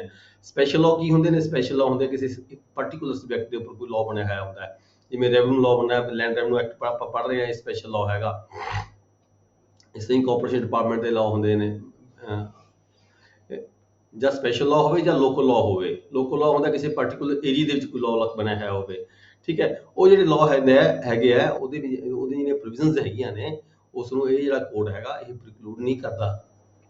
ਠੀਕ ਹੈ, ਇਹਦੇ ਵਿੱਚ ਇਹੀ ਦੱਸਿਆ ਗਿਆ ਸੇਵਿੰਗ ਦੇ ਵਿੱਚ ਵੀ ਜਿਹੜੇ ਸਪੈਸ਼ਲ ਲਾਅ ਬਣੇ ਹੁੰਦੇ ਨੇ, ਲੋਕਲ ਲਾਅ ਬਣੇ ਹੁੰਦੇ, ਜਿਹੜੀਆਂ ਉਹਦੀਆਂ ਪ੍ਰੋਵੀਜ਼ਨਸ ਹੁੰਦੀਆਂ ਨੇ ਉਹ ਉਹਦੇ ਐਜ਼ ਇਟ ਇਜ਼ ਲਾਗੂ ਹੁੰਦੀਆਂ ਨੇ ਤੇ ਉਹਨਾਂ ਨੂੰ ਇਹ ਜਿਹੜਾ ਕੋਡ ਹੈਗਾ affect नहीं करता। Nothing in this code shall be deemed to limit or otherwise affect any remedy which the landholder or landlord may have under any law for the time। ਜਿਵੇਂ ਵੀ ਕਿਸੇ ਹੋਰ ਲੋਕਲ ਲਾਅ ਦੇ ਵਿੱਚ ਜਾਂ special law ਦੇ ਰਾਹੀਂ ਜਿਹੜੀਆਂ ਕਿਸੇ ਲੈਂਡ ਓਨਰ ਨੂੰ ਜਾਂ ਲੈਂਡਲੌਰਡ ਨੂੰ ਕੋਈ ਪ੍ਰੋਵੀਜ਼ਨਸ ਹੈਗੀਆਂ ਨੇ, ਕੋਈ ਫੈਸਿਲਿਟੀਜ਼ ਹੈਗੀਆਂ, ਕੋਈ ਰੈਮਡੀਜ਼ ਹੈਗੀਆਂ ਨੇ। ਠੀਕ ਹੈ, ਉਹ ਰੈਮਡੀਜ਼ ਉਸ ਨੂੰ ਉਸ ਤਰੀਕੇ ਨਾਲ ਇਹ ਉਸ ਲਾਅ ਦੇ ਤਹਿਤ ਹੀ ਮਿਲਦੀਆਂ ਰਹਿੰਦੀਆਂ ਨੇ। ਪਰ ਇਹ ਐਕਟ ਜਿਹੜਾ ਹੈਗਾ, ਜਿਹੜਾ ਸਾਡਾ CPC ਹੈਗੀ ਹੈ, ਇਹ ਉਸ ਦੀਆਂ ਜਿਹੜੇ ਰਾਈਟਸ ਨੇ ਉਹਨੂੰ ਲਿਮਿਟ ਨਹੀਂ ਕਰਦਾ, ਮਤਲਬ ਕਿ ਉਹਨੂੰ ਉਹਦੇ ਤੇ ਕੋਈ ਬੰਦਿਸ਼ ਨਹੀਂ ਲਗਾਉਂਦਾ। ਨੈਕਸਟ ਹੈ section 5 application of the code to revenue codes. ਇਹ ਸੈਕਸ਼ਨ 5 ਚ ਕੀ ਕਿਹਾ ਗਿਆ? ਦੇਖੋ ਆਪਾਂ ਗੱਲ ਕਰਦੇ ਹਾਂ ਜਿਵੇਂ ਸਾਡੇ ਲੈਂਡ ਰੈਵਨਿਊ ਐਕਟ ਹੈਗਾ, ਠੀਕ ਹੈ, ਟੈਨੈਂਸੀ ਐਕਟ ਹੈਗਾ, ਤੇ ਉਹਨਾਂ ਐਕਟਾਂ ਦੇ ਤਹਿਤ ਅਸੀਂ ਕੰਮ ਕਰਦੇ ਹਾਂ। ਪਰ ਜਿੱਥੇ ਕਿਤੇ ਸਾਡੇ ਜਿਹੜੇ ਐਕਟ ਨੇ ਕਿਸੇ ਗੱਲ ਨੂੰ ਲੈ ਕੇ ਕਿਸੇ ਅਸੀਂ ਕੋਈ ਕਾਰਵਾਈ ਕਬਜ਼ਾ ਕਰਨੀ ਹੈ, ਕੋਈ ਵਾਰੰਟ ਆਫ ਪੋਜੈਸ਼ਨ ਐਗਜ਼ੀਕਿਊਟ ਕਰਨਾ ਹੈਗਾ, ਜਿੱਥੇ ਜਿਹੜੇ ਸਾਡੇ ਲੋਕਲ ਐਕਟ ਹੁੰਦੇ ਨੇ ਉਹ ਸਾਇਲੈਂਟ ਹੁੰਦੇ ਨੇ। ठीक है। पर कोई ना कोई पॉइंट ऐसा आ जाता हैगा ਜਿਹੜਾ ਉਸ ਐਕਟ ਦੇ ਵਿੱਚ ਕਿਤੇ ਪ੍ਰੋਵੀਜ਼ਨ ਨਹੀਂ ਦਿੱਤੀ ਹੀ ਹੁੰਦੀ ਤਾਂ ਜਿਹੜੀ ਹੈਗੀ ਸੀਪੀਸੀ ਹੈਗੀ ਹੈ ਉਹਦੇ ਮੁਤਾਬਕ ਅਸੀਂ ਜਿਹੜਾ ਹੈਗਾ ਕੰਮ ਕਰਦੇ ਇੱਥੇ ਇਹ ਦੱਸਿਆ ਗਿਆ ਸੈਕਸ਼ਨ 5 ਦੇ ਵਿੱਚ application of the code to revenue codes. Revenue code ਆ ਫਿਰ ਜਿੱਥੇ ਸਾਡੇ ਜਿਹੜੇ ਸਪੈਸ਼ਲ ਲਾਅ ਨੇ ਜਿੱਥੇ ਸਪਸ਼ਟੀਕਰਨ ਦੀ ਸਾਨੂੰ ਜ਼ਰੂਰਤ ਹੁੰਦੀ ਹੈ ਤਾਂ ਸਪਸ਼ਟ ਨਹੀਂ ਹੁੰਦੇ ਐਕਟ ਦੇ ਵਿੱਚ ਕਿਤੇ ਪ੍ਰੋਵੀਜ਼ਨ ਹੁੰਦੀਆਂ ਨਾ ਰੂਲ ਦੇ ਵਿੱਚ ਹੁੰਦੀਆਂ ਨੇ ਨਾ ਐਕਟ ਦੇ ਵਿੱਚ ਹੁੰਦੀਆਂ ਨੇ then we work as per the civil procedure code CPC. Subsection 5 ਦਾ 2 ਹੈਗਾ revenue codes. Revenue codes means a courts having jurisdiction under any local law to entertain suits। Local law ਕੀ ਹੈ? ਲੋਕਲ ਲਾਅ ਜਿਵੇਂ land revenue act ਹੈ, tenancy act ਹੈ, ਇਹਦੇ ਤਹਿਤ ਅਸੀਂ ਕੀ ਕਰਦੇ ਹਾਂ ਰੈਂਟ ਦੇ ਮੁਕੱਦਮੇ, ਲੈਂਡ ਰੈਵਨਿਊ ਦੇ ਮੁਕੱਦਮੇ, profits of the land used for the agriculture purpose, ਉਹ ਮੁਕੱਦਮੇ ਜਿਹੜੇ ਅਸੀਂ ਸੁਣਦੇ ਹੈਗੇ ਆ ਉਸ ਨੂੰ ਉਹ ਕੋਰਟਾਂ ਰੈਵਨਿਊ ਕੋਰਟਾਂ ਕਹਾਉਂਦੀਆਂ ਹੈਗੀਆਂ ਲੋਕਲ ਐਕਟ ਦੇ ਤਹਿਤ ਜਿਹੜੇ ਕੰਮ ਕਰਦੇ ਆ ਕੋਰਟ, ਜਿਵੇਂ ਰੈਵਨਿਊ ਆਫਿਸਰਸ ਕੰਮ ਕਰਦੇ ਆ रेवेन्यू कोर्ट्स कहाँ दे। नेक्स्ट है सेक्शन 6 पेक्यूनरी जुरिसडिक्शन। मतलब जे ਅਸੀਂ ਕਹਿ ਲਈਏ ਜਿਹੜੇ ਸਾਡੇ ਲਾਅ ਬਣੇ ਹੋਏ ਹੈਗੇ ਨੇ ਉਹ ਲਾਅ ਦੇ ਕੁਝ ਪਾਰਟ ਜਿਹੜੇ ਬਣੇ ਹੋਏ ਨੇ ਉਹ ਸਿਵਲ ਪ੍ਰੋਸੀਜਰ ਕੋਡ ਦੇ ਮੁਤਾਬਕ ਹੀ ਬਣੇ ਹੋਏ ਹੈਗੇ ਆ। ਵਾਰੰਟ ਆਫ ਪੋਜੈਸ਼ਨ ਲਾਗੂ ਕਰਦੇ ਆ ਜਿਵੇਂ ਆਪਾਂ ਕਹਿੰਦੇ ਆ ਵੀ ਸ਼ਾਮ ਤੋਂ ਸੂਰਜ ਡੁੱਬ ਗਿਆ ਤਾਂ ਵਾਰੰਟ ਲਾਗੂ ਨਹੀਂ ਹੁੰਦਾ, ਸੂਰਜ ਨਹੀਂ ਚੜਿਆ ਰਾਤ ਨੂੰ ਵਾਰੰਟ ਨੂੰ ਲਾਗੂ ਨਹੀਂ ਕਰ ਸਕਦੇ। ਇਹ ਸਾਰੇ ਸਿਵਲ ਪ੍ਰੋਸੀਜਰ ਕੋਡ ਦੇ ਵਿੱਚੋਂ ਹੀ ਲੈ ਕੇ ਜਿਹੜੇ ਸਾਡੇ ਐਕਟ ਨੇ ਅੱਗੇ ਬਣਾਏ ਗਏ ਨੇ ਇਹਦੀਆਂ ਪ੍ਰੋਵੀਜ਼ਨਾਂ ਹੀ ਉਹਦੇ ਵਿੱਚ ਪਾਈਆਂ ਗਈਆਂ ਨੇ। ਪਰ ਫਿਰ ਵੀ ਕਿਤੇ ਨਾ ਕਿਤੇ ਕੋਈ ਨਾ ਕੋਈ ਚੀਜ਼ ਐਸੀ ਰਹਿ ਜਾਂਦੀ ਹੈ ਜਿੱਥੇ ਸਾਡੇ ਐਕਟ ਨਹੀਂ ਸਪਸ਼ਟ ਕਰਦੇ, ਫਿਰ ਅਸੀਂ ਸੀਪੀਸੀ ਦੇ ਅਧੀਨ ਕੰਮ ਕਰਦੇ ਹਾਂ। ਇਹ ਸੈਕਸ਼ਨ 5 ਸਪਸ਼ਟ ਇਹ ਗੱਲ ਕਹਿੰਦੀ ਹੈਗੀ। Section 6 ਪੈਕੂਨਰੀ jurisdiction. ਪੈਕੂਨਰੀ ਪੈਕੂਨਰੀ ਦਾ ਮਤਲਬ ਹੈਗਾ ਪੈਸੇ ਦੇ ਨਾਲ ਸੰਬੰਧਿਤ ਹੈਗਾ। ਜਿਵੇਂ ਕੋਰਟਾਂ ਹੈਗੀਆਂ ਨੇ, ਕੋਈ ਕੋਰਟ 5000 ਤੱਕ ਦਾ ਮੁਕੱਦਮਾ ਸੁਣ ਸਕਦਾ ਹੈ, ਕੋਈ 10,000 ਤੱਕ ਦਾ ਮੁਕੱਦਮਾ ਸੁਣ ਸਕਦਾ ਹੈ, ਕੋਈ 50,000 ਤੱਕ ਦਾ ਮੁਕੱਦਮਾ ਸੁਣ ਸਕਦੀ ਹੈ। ਇਨਕੇ ਜਿਹੜੀ ਜੁਰਿਸਡਿਕਸ਼ਨ ਹੁੰਦੀ ਹੈ ਦੋ ਤਰ੍ਹਾਂ ਦੀ ਹੁੰਦੀ ਹੈ। ਇੱਕ ਲੋਕਲ ਜੁਰਿਸਡਿਕਸ਼ਨ ਹੁੰਦੀ ਹੈ, ਮਤਲਬ ਕਿ ਕਿਹੜੀ ਪਿੰਡ ਜਿਹੜੇ ਹੈਗੇ ਨੇ ਕਿਹੜੀ ਕੋਰਟ ਦੇ ਅਧੀਨ ਆਉਂਦੇ ਨੇ, ਕਿਹੜੇ ਪਿੰਡ ਕਿਹੜੀ ਕੋਰਟ ਦੇ ਅਧੀਨ ਆਉਂਦੇ ਨੇ, ਕਿਹੜੇ ਥਾਣੇ ਕਿਹੜੀ ਕੋਰਟ ਦੇ ਅਧੀਨ ਆਉਂਦੇ ਨੇ। ਇਸੇ ਦੀ ਇੱਕ ਪੈਕੂਨਰੀ ਜੁਰਿਸਡਿਕਸ਼ਨ ਹੁੰਦੀ ਹੈ ਵੀ ਕਿੰਨੀ ਅਮਾਊਂਟ ਤੱਕ ਦਾ ਜਿਹੜਾ ਮੁਕੱਦਮਾ ਹੈ ਕਿਹੜੀ ਕੋਰਟ ਸੁਣ ਸਕਦੀ ਹੈ, ਕਿੰਨੀ ਅਮਾਊਂਟ ਤੱਕ ਦਾ ਮੁਕੱਦਮਾ ਜਿਹੜਾ ਕਿਹੜੀ ਕੋਰਟ ਸੁਣ ਸਕਦੀ ਹੈ। ਇਹ ਇੱਕ ਲਿਮਟ ਬਣਾਈ ਜਾਂਦੀ ਹੈ, ਇਹਦੀ ਸੈਪਰੇਟ ਟੇਬਲ ਬਣੀ ਹੋਈ ਹੁੰਦੀ ਹੈ ਕਿ ਉਸ ਸਮੇਂ ਤੇ ਜਿਹੜੀਆਂ ਕੋਰਟਾਂ ਹਾਈ ਕੋਰਟ ਵੱਲੋਂ ਡਿਸੀਜਨ ਦਿੱਤੇ ਜਾਂਦੇ ਨੇ। ਨੈਕਸਟ ਹੈਗਾ section 7 provincial small cause courts. Small cause courts ਕੀ ਹੁੰਦੀਆਂ ਨੇ? ਸਮਾਲ ਕਾਜ਼ ਕੋਰਟਸ ਇਹ ਹੁੰਦੀਆਂ ਨੇ ਜਿਵੇਂ ਸਾਡੀਆਂ ਸਿਵਲ ਕੋਰਟਸ ਹੁੰਦੀਆਂ ਨੇ, ਜੁਡੀਸ਼ੀਅਲ ਕੋਰਟਸ ਹੁੰਦੀਆਂ ਨੇ। ਇਸ ਤੋਂ ਇਲਾਵਾ ਜਿੱਥੇ ਵੱਡੇ ਵੱਡੇ ਸ਼ਹਿਰ ਹੁੰਦੇ ਨੇ, ਠੀਕ ਹੈ, ਉੱਥੇ ਇਹ ਐਕਟ ਬਣੇ ਹੁੰਦੇ ਹੈ। The following provision shall not extend to the courts constituted under the provincial small cause courts act 1887। Provincial small cause courts act 1887 ਇਹ ਬਣਿਆ ਸੀਗਾ। ਫਿਰ ਇੱਕ ਬਣਿਆ ਸੀਗਾ presidency small cause courts act, ਠੀਕ ਹੈ। ਇਹ ਪ੍ਰੋਵਿੰਸਸ ਤੇ ਲਾਗੂ ਹੁੰਦਾ ਸੀਗਾ, ਪਰ ਉਹਦੇ ਵਿੱਚ ਕਿਹਾ ਗਿਆ ਵੀ ਜਿਹੜੇ ਨੀਚੇ ਦੱਸਿਆ ਗਿਆ ਏ ਦੇ ਵਿੱਚ ਕਲੌਜ਼ ਏ ਦੇ ਵਿੱਚ ਤੇ ਕਲੌਜ਼ ਬੀ ਦੇ ਵਿੱਚ ਵੀ ਇਹ ਜਿਹੜੇ ਮੁਕੱਦਮੇ ਹੈਗੇ ਆ ਇਹ ਜਿਹੜੀਆਂ ਸਮਾਲ ਕਾਜ਼ ਕੋਰਟਸ ਹੈਗੀਆਂ ਨੇ ਉਹ ਨਹੀਂ ਸੁਣਦੀਆਂ, ਕਿਉਂਕਿ ਇਹ ਸਮਾਲ ਕਾਜ਼ ਕੋਰਟਸ ਨੂੰ ਛੋਟੇ ਛੋਟੇ ਮੁਕੱਦਮੇ ਸੁਣਨ ਦੇ ਲਈ ਜਾਣੀ ਕਿ ਉਹਦੇ ਲਈ ਐਕਟ ਬਣਾਇਆ ਗਿਆ। ਉਸ ਐਕਟ ਦੇ ਤਹਿਤ ਜੋ ਦਰਸਾਇਆ ਗਿਆ ਉਹੀ ਮੁਕੱਦਮੇ ਜਿਹੜੀਆਂ ਸਮਾਲ ਕਾਜ਼ ਕੋਰਟਸ ਹੁੰਦੀਆਂ ਨੇ। So much of the body of the code are relates ਐ ਟੂ ਦੇਖੋ suits accepted from the cognizance of a small cause courts। Act ਦੇ ਵਿੱਚ ਕਿਹਾ ਗਿਆ ਵੀ ਤੁਸੀਂ ਇਹ ਮੁਕੱਦਮੇ ਨਹੀਂ ਸੁਣਨੇ। ਜਿਵੇਂ ਐਗਜ਼ੀਕਿਊਸ਼ਨ ਆਫ ਡਿਗਰੀ ਹੈ, ਕੋਈ ਡਿਗਰੀ ਐਗਜ਼ੀਕਿਊਟ ਕਰਨੀ ਹੈ ਉਹ ਸਮਾਲ ਕਾਜ਼ ਕੋਰਟਸ ਨਹੀਂ ਸੁਣਦੀਆਂ। Execution of decree against immoral property, ਕੋਈ ਇਮੋਰਲ ਪ੍ਰਾਪਰਟੀ ਉਹਦੀ ਜਿਹੜੀ ਹੈਗੀ ਹੈ ਕਬਜ਼ਾ ਕਾਰਵਾਈ ਕਰਾਣੀ ਹੈ ਹੋਰ ਕਰਾਣੀ ਹੈ, ਇਹ ਸਮਾਲ ਕਾਜ਼ ਕੋਰਟਸ ਦੇ ਅਧਿਕਾਰ ਖੇਤਰ ਵਿੱਚ ਨਹੀਂ ਆਉਂਦਾ। ਇਸੇ ਤਰੀਕੇ ਕਲੌਜ਼ ਬੀ 'ਚ ਕਿਹਾ ਗਿਆ the following sections that is to say section 9 section 91 92 94 95, ਠੀਕ ਹੈ। so far they authorize or relates to the orders of the ਕਾਦੇ ਸੈਕਸ਼ਨ ਨੇ ਇਹ order of the attachment of the property, ਕੋਈ ਪ੍ਰੋਪਰਟੀ ਅਟੈਚਮੈਂਟ ਕਰਨੀ ਹੈ ਮੂਲ ਪ੍ਰੋਪਰਟੀ ਦੀ, injection ਦੇਣਾ ਹੈ, ਸਟੇ ਦੇਣੀ ਹੈ, ਅਪਾਇੰਟਮੈਂਟ ਆਫ ਰਿਸੀਵਰ, ਕੋਈ ਰਿਸੀਵਰ ਨਿਯੁਕਤ ਕਰਨਾ ਹੈ ਇਮੂਵੇਬਲ ਪ੍ਰੋਪਰਟੀ ਦੀ ਦੇਖਭਾਲ ਦੇ ਲਈ, ਆਕਸ਼ਨ ਕਰਨ ਦੇ ਲਈ, ਠੀਕ ਹੈ। ਇਹ ਜਿਹੜੇ ਮੁਕੱਦਮੇ ਇੰਟਰਲੋਕਟਰੀ ਆਰਡਰਸ ਜਾਰੀ ਕਰਨੇ ਨੇ ਇਹ ਜਿਹੜੇ ਮੁਕੱਦਮੇ ਨੇ ਇਹ ਸਮਾਲ ਕਾਜ਼ ਕੋਰਟਸ ਦੇ ਅਧਿਕਾਰ ਖੇਤਰ ਵਿੱਚ ਨਹੀਂ ਆਉਂਦੇ, ਇਸ ਕਰਕੇ ਇਹ ਦਰਸਾਇਆ ਗਿਆ। ਨੈਕਸਟ ਆ ਗਿਆ ਸੈਕਸ਼ਨ 8 ਦੇ ਵਿੱਚ presidency small cause courts. Presidency small cause courts act 1882 ਬਣਿਆ ਸੀਗਾ। ਇਹ presidency small cause courts act ਲਾਗੂ ਕੀਤੇ ਹੋਇਆ ਸੀ ਜਿਵੇਂ ਕਲਕੱਤਾ, ਮਦਰਾਸ, ਬੰਬੇ ਵੱਡੇ ਵੱਡੇ ਸ਼ਹਿਰ ਸੀ ਜਿੱਥੇ ਜਿਹਦੇ ਕੋਰਟਾਂ ਦਾ ਜਿਹੜਾ ਵਰਕ ਲੋਡ ਬਹੁਤ ਜ਼ਿਆਦਾ ਹੁੰਦਾ, ਉੱਥੇ ਉਹਨਾਂ ਦੇ ਵਰਕ ਲੋਡ ਨੂੰ ਘਟਾਉਣ ਦੀ ਖਾਤਰ ਛੋਟੀਆਂ ਛੋਟੀਆਂ ਜਿਹੜੀਆਂ ਕੁਝ ਕਾਰਵਾਈਆਂ ਹੁੰਦੀਆਂ ਨੇ, ਠੀਕ ਹੈ, ਉਹ ਇਹਨਾਂ ਕੋਰਟਾਂ ਤੋਂ ਸੁਣੀਆਂ ਜਾਂਦੀਆਂ ਨੇ। ਨੈਕਸਟ ਚਲੋ। ਨੈਕਸਟ ਆ ਪਾਰਟ 1 ਆ ਗਿਆ ਜੀ ਇਸ ਦਾ, ਬੁੱਕ ਦਾ ਸਾਡੀ ਦਾ, suits in general. Section 9, courts to try all the civil suits unless barred. ਸਾਰੀਆਂ ਕੋਰਟਾਂ ਨੂੰ ਸਿਵਲ ਸੂਟ ਸੁਣਨ ਦਾ ਜਿਹੜਾ ਹੈਗਾ ਅਧਿਕਾਰ ਹੁੰਦਾ ਹੈ, ਬਸ਼ਰਤੇ ਕਿ ਉਸ ਨੂੰ ਕਿਸੇ ਸੂਟ ਤੋਂ ਬਾਹਰ ਨਾ ਕੀਤਾ ਗਿਆ ਹੋਵੇ ਕੋਰਟ ਨੂੰ। The court shall have the jurisdiction to try all the suits of a civil nature, excepting suits of which here cognizance is either expressly or impliedly barred। ਸ਼ਰਤ ਇਹ ਹੈ ਵੀ ਉਸ ਨੂੰ ਬਾਹਰ ਨਾ ਕੀਤਾ ਗਿਆ ਹੋਵੇ, ਠੀਕ ਹੈ। ਮਤਲਬ ਸਾਰੇ ਹੀ ਸਿਵਲ ਨੇਚਰ ਦੇ ਕੋਰਟਸ ਜਿਹੜੇ ਹੈਗੇ ਨੇ, ਜਿਹੜੇ ਸੂਟ ਦਾਇਰ ਹੁੰਦੇ ਨੇ, ਸਭ ਤੋਂ ਪਹਿਲਾਂ ਜਿਹੜੀ ਲੋਐਸਟ ਕੋਰਟ ਹੁੰਦੀ ਹੈ, ਸਭ ਤੋਂ ਲੋਐਸਟ ਕੋਰਟ ਦੇ ਵਿੱਚ ਦਾਇਰ ਕੀਤੇ ਜਾਂਦੇ ਨੇ, ਪਰ ਉਹਦੇ ਵਿੱਚ ਨਾਲ ਦੂਜੀਆਂ ਸ਼ਰਤਾਂ ਰੱਖੀਆਂ ਜਾਂਦੀਆਂ ਨੇ, ਪਿਕੂਨਰੀ ਜੁਰਿਸਡਿਕਸ਼ਨ, ਤੇ ਨਾਲ ਹੀ ਜਿਹੜੀ ਹੈਗੀ ਹੈ ਕਿਹੜਾ ਕਿਹੜਾ ਏਰੀਆ ਹੈਗਾ, ਕਿਹੜੀ ਏਰੀਆ ਦੇ ਵਿੱਚ ਕਿਹੜੀ ਕੋਰਟ ਨੂੰ ਕਿਹੜੇ ਕਿਹੜੇ ਏਰੀਆ ਦਿੱਤੇ ਹੋਏ ਹੁੰਦੇ ਨੇ, ਉਹਦਾ ਧਿਆਨ ਰੱਖਦੇ ਹੋਏ ਵੀ ਸਾਰੇ ਹੀ ਜਿਹੜੇ ਸਿਵਲ ਨੇਚਰ ਦੇ ਕੇਸ ਹੈਗੇ ਉਹ ਕੋਰਟਾਂ ਸੁਣ ਸਕਦੀਆਂ ਹੈਗੀਆਂ। ਨੈਕਸਟ ਚਲੋ ਜੀ। Stay of suit, section 10 very important ਹੈ ਜੀ, ਪੇਪਰ ਚ ਅਕਸਰ ਆਉਂਦਾ ਰਹਿੰਦਾ ਹੈ। No court shall proceed with the trial of any suit in which the matter in issue is also directly and substantially in issue in previously instituted suit between the same parties pending in the same or any other court।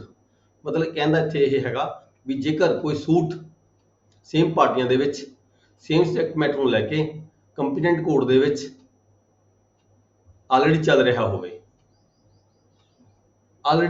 ਹੋਵੇ, ਤਾਂ ਜਿਹੜਾ second suit ਹੈਗਾ ਉਹ file ਨਹੀਂ ਕੀਤਾ ਜਾ ਸਕਦਾ, ਸੁਣਿਆ ਨਹੀਂ ਜਾ ਸਕਦਾ। No court shall proceed with the trial, ਤਾਂ ਕੋਈ ਕੋਰਟ ਉਸ ਮੁਕੱਦਮੇ ਨੂੰ ਦੁਬਾਰਾ ਜਿਹੜੀ ਪ੍ਰੋਸੀਡ ਅੱਗੇ ਨਹੀਂ ਵਧਦੀ, ਅੱਗੇ ਚਾਲੂ ਨਹੀਂ ਕਰਦੀ ਜੇ ਆਲਰੇਡੀ ਦੂਜੀ ਪਾਰਟੀ ਅੱਗੇ ਦੱਸੇ ਵੀ ਜੀ ਸੇਮ ਨੇਚਰ ਦਾ ਸੂਟ ਹੈ, ਸੇਮ ਪਾਰਟੀਆਂ ਸੀ ਹੈਗੀਆਂ, ਸੇਮ ਸਬਜੈਕਟ ਮੈਟਰ ਹੈਗਾ, ਸੇਮ ਗੱਲ ਨੂੰ ਲੈ ਕੇ ਮੁਕੱਦਮਾ ਸਾਡਾ ਆਲਰੇਡੀ ਕਿਸੇ ਹੋਰ ਕੋਰਟ ਦੇ ਵਿੱਚ ਚੱਲ ਰਿਹਾ ਹੈਗਾ, ਤੇ ਫਿਰ ਇਹ ਮੁਕੱਦਮਾ ਦੁਬਾਰਾ ਦਾਇਰ ਕਿਉਂ ਇੱਥੇ ਹੋ ਰਿਹਾ ਹੈ, ਤਾਂ ਜਿਹੜੀ ਕੋਰਟ ਹੈਗੀ ਆ ਉਸ ਮੁਕੱਦਮੇ ਨੂੰ ਦੁਬਾਰਾ ਜਿਹੜੀ ਹੈ ਉਹਦੀ ਕਾਰਵਾਈ ਸਟਾਰਟ ਨਹੀਂ ਕਰਦੀ।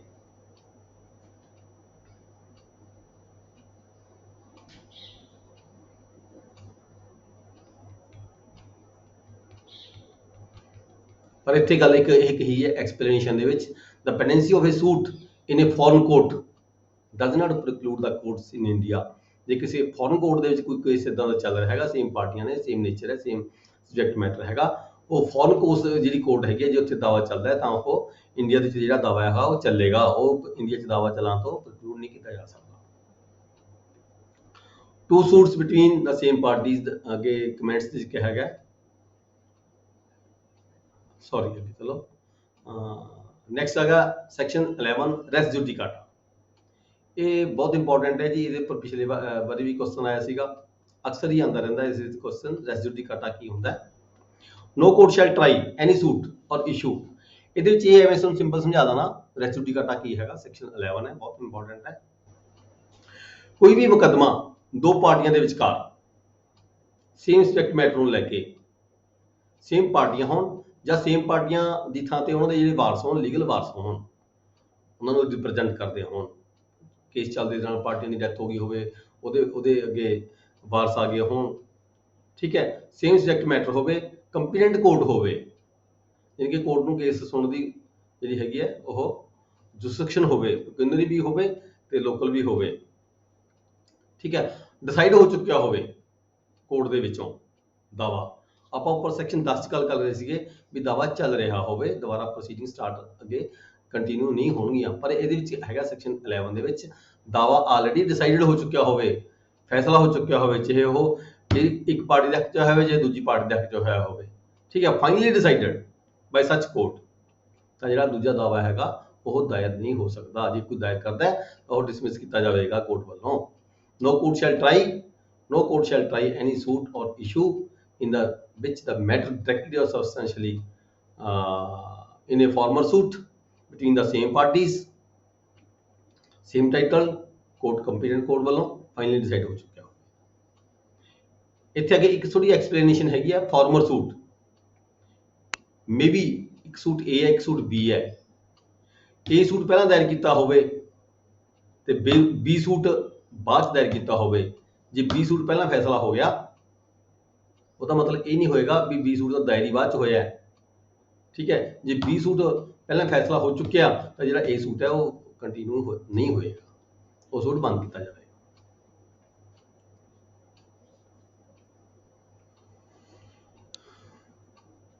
ਥੋੜਾ ਇੱਥੇ ਫਾਰਮਰ ਸੂਟ ਐਕਸਪ੍ਰੈਸ਼ਨ ਇਹੀ ਦੱਸੀ ਹੈ, competence code competency of a civil code shall code competent ਹੋਣੀ ਚਾਹੀਦੀ ਹੈ। ਗਰਾਊਂਡ ਡਿਫੈਂਸ ਸੇਮ ਹੋਣਾ ਚਾਹੀਦਾ, ਦੋਨਾਂ ਕੇਸਾਂ ਦੇ ਵਿੱਚ ਜਿਹੜੀ ਗਰਾਊਂਡ ਹੈ ਉਹ ਸੇਮ ਹੋਣੀ ਚਾਹੀਦੀ ਹੈ ਡਿਫੈਂਸ ਦੀ ਫਾਰਮਰ ਸੂਟ ਦੇ ਵਿੱਚ, ਤੇ ਜਿਹੜਾ ਫੈਸਲਾ ਹੋ ਚੁੱਕਿਆ ਉਹ ਸੂਟ ਵੀ, ਤੇ ਜਿਹੜਾ ਫਾਈਲ ਕੀਤਾ ਜਾ ਰਿਹਾ ਹੈ ਉਹ ਸੂਟ ਦੇ ਵਿੱਚ ਵੀ ਜਿਹੜੀ ਰਿਲੀਫ ਹੈ ਉਹ ਕਲੇਮ ਕੀਤੀ ਹੋਵੇ, ਚਾਹੇ ਰਿਫਿਊਜ਼ ਕੀਤੀ ਹੋਵੇ ਕੋਰਟ ਨੇ, ਚਾਹੇ ਕੋਰਟ ਨੇ ਐਕਸੈਪਟ ਕਰ ਲਈ ਹੋਵੇ। ਜੇਕਰ ਕੇਸ ਕੋਈ ਪਬਲਿਕ ਰਾਈਟ ਦੇ ਸੰਬੰਧ ਵਿੱਚ ਹੈਗਾ, ਪਬਲਿਕ ਰਾਈਟ ਦੇ ਵਿੱਚ ਜਾਂ ਪ੍ਰਾਈਵੇਟ ਰਾਈਟ ਦੇ ਸੰਬੰਧ ਵਿੱਚ ਕੋਈ ਕੇਸ ਦਾਇਰ ਕੀਤਾ ਗਿਆ ਤਾਂ ਬੋਨਾਫਾਈਡ ਜਿਹੜਾ ਹੋਵੇ ਤੇ ਮਤਲਬ ਕਿ ਕੰਬਿਨੇਸ਼ਨ ਕੋਈ ਇਦਾਂ ਦੀ ਨਾ ਹੋਵੇ ਤਾਂ ਜਿਹੜਾ ਮੁਕੱਦਮਾ ਹੈਗਾ ਦੁਬਾਰਾ ਸੈਕੰਡ ਮੁਕੱਦਮਾ ਨਹੀਂ ਚੱਲੇਗਾ।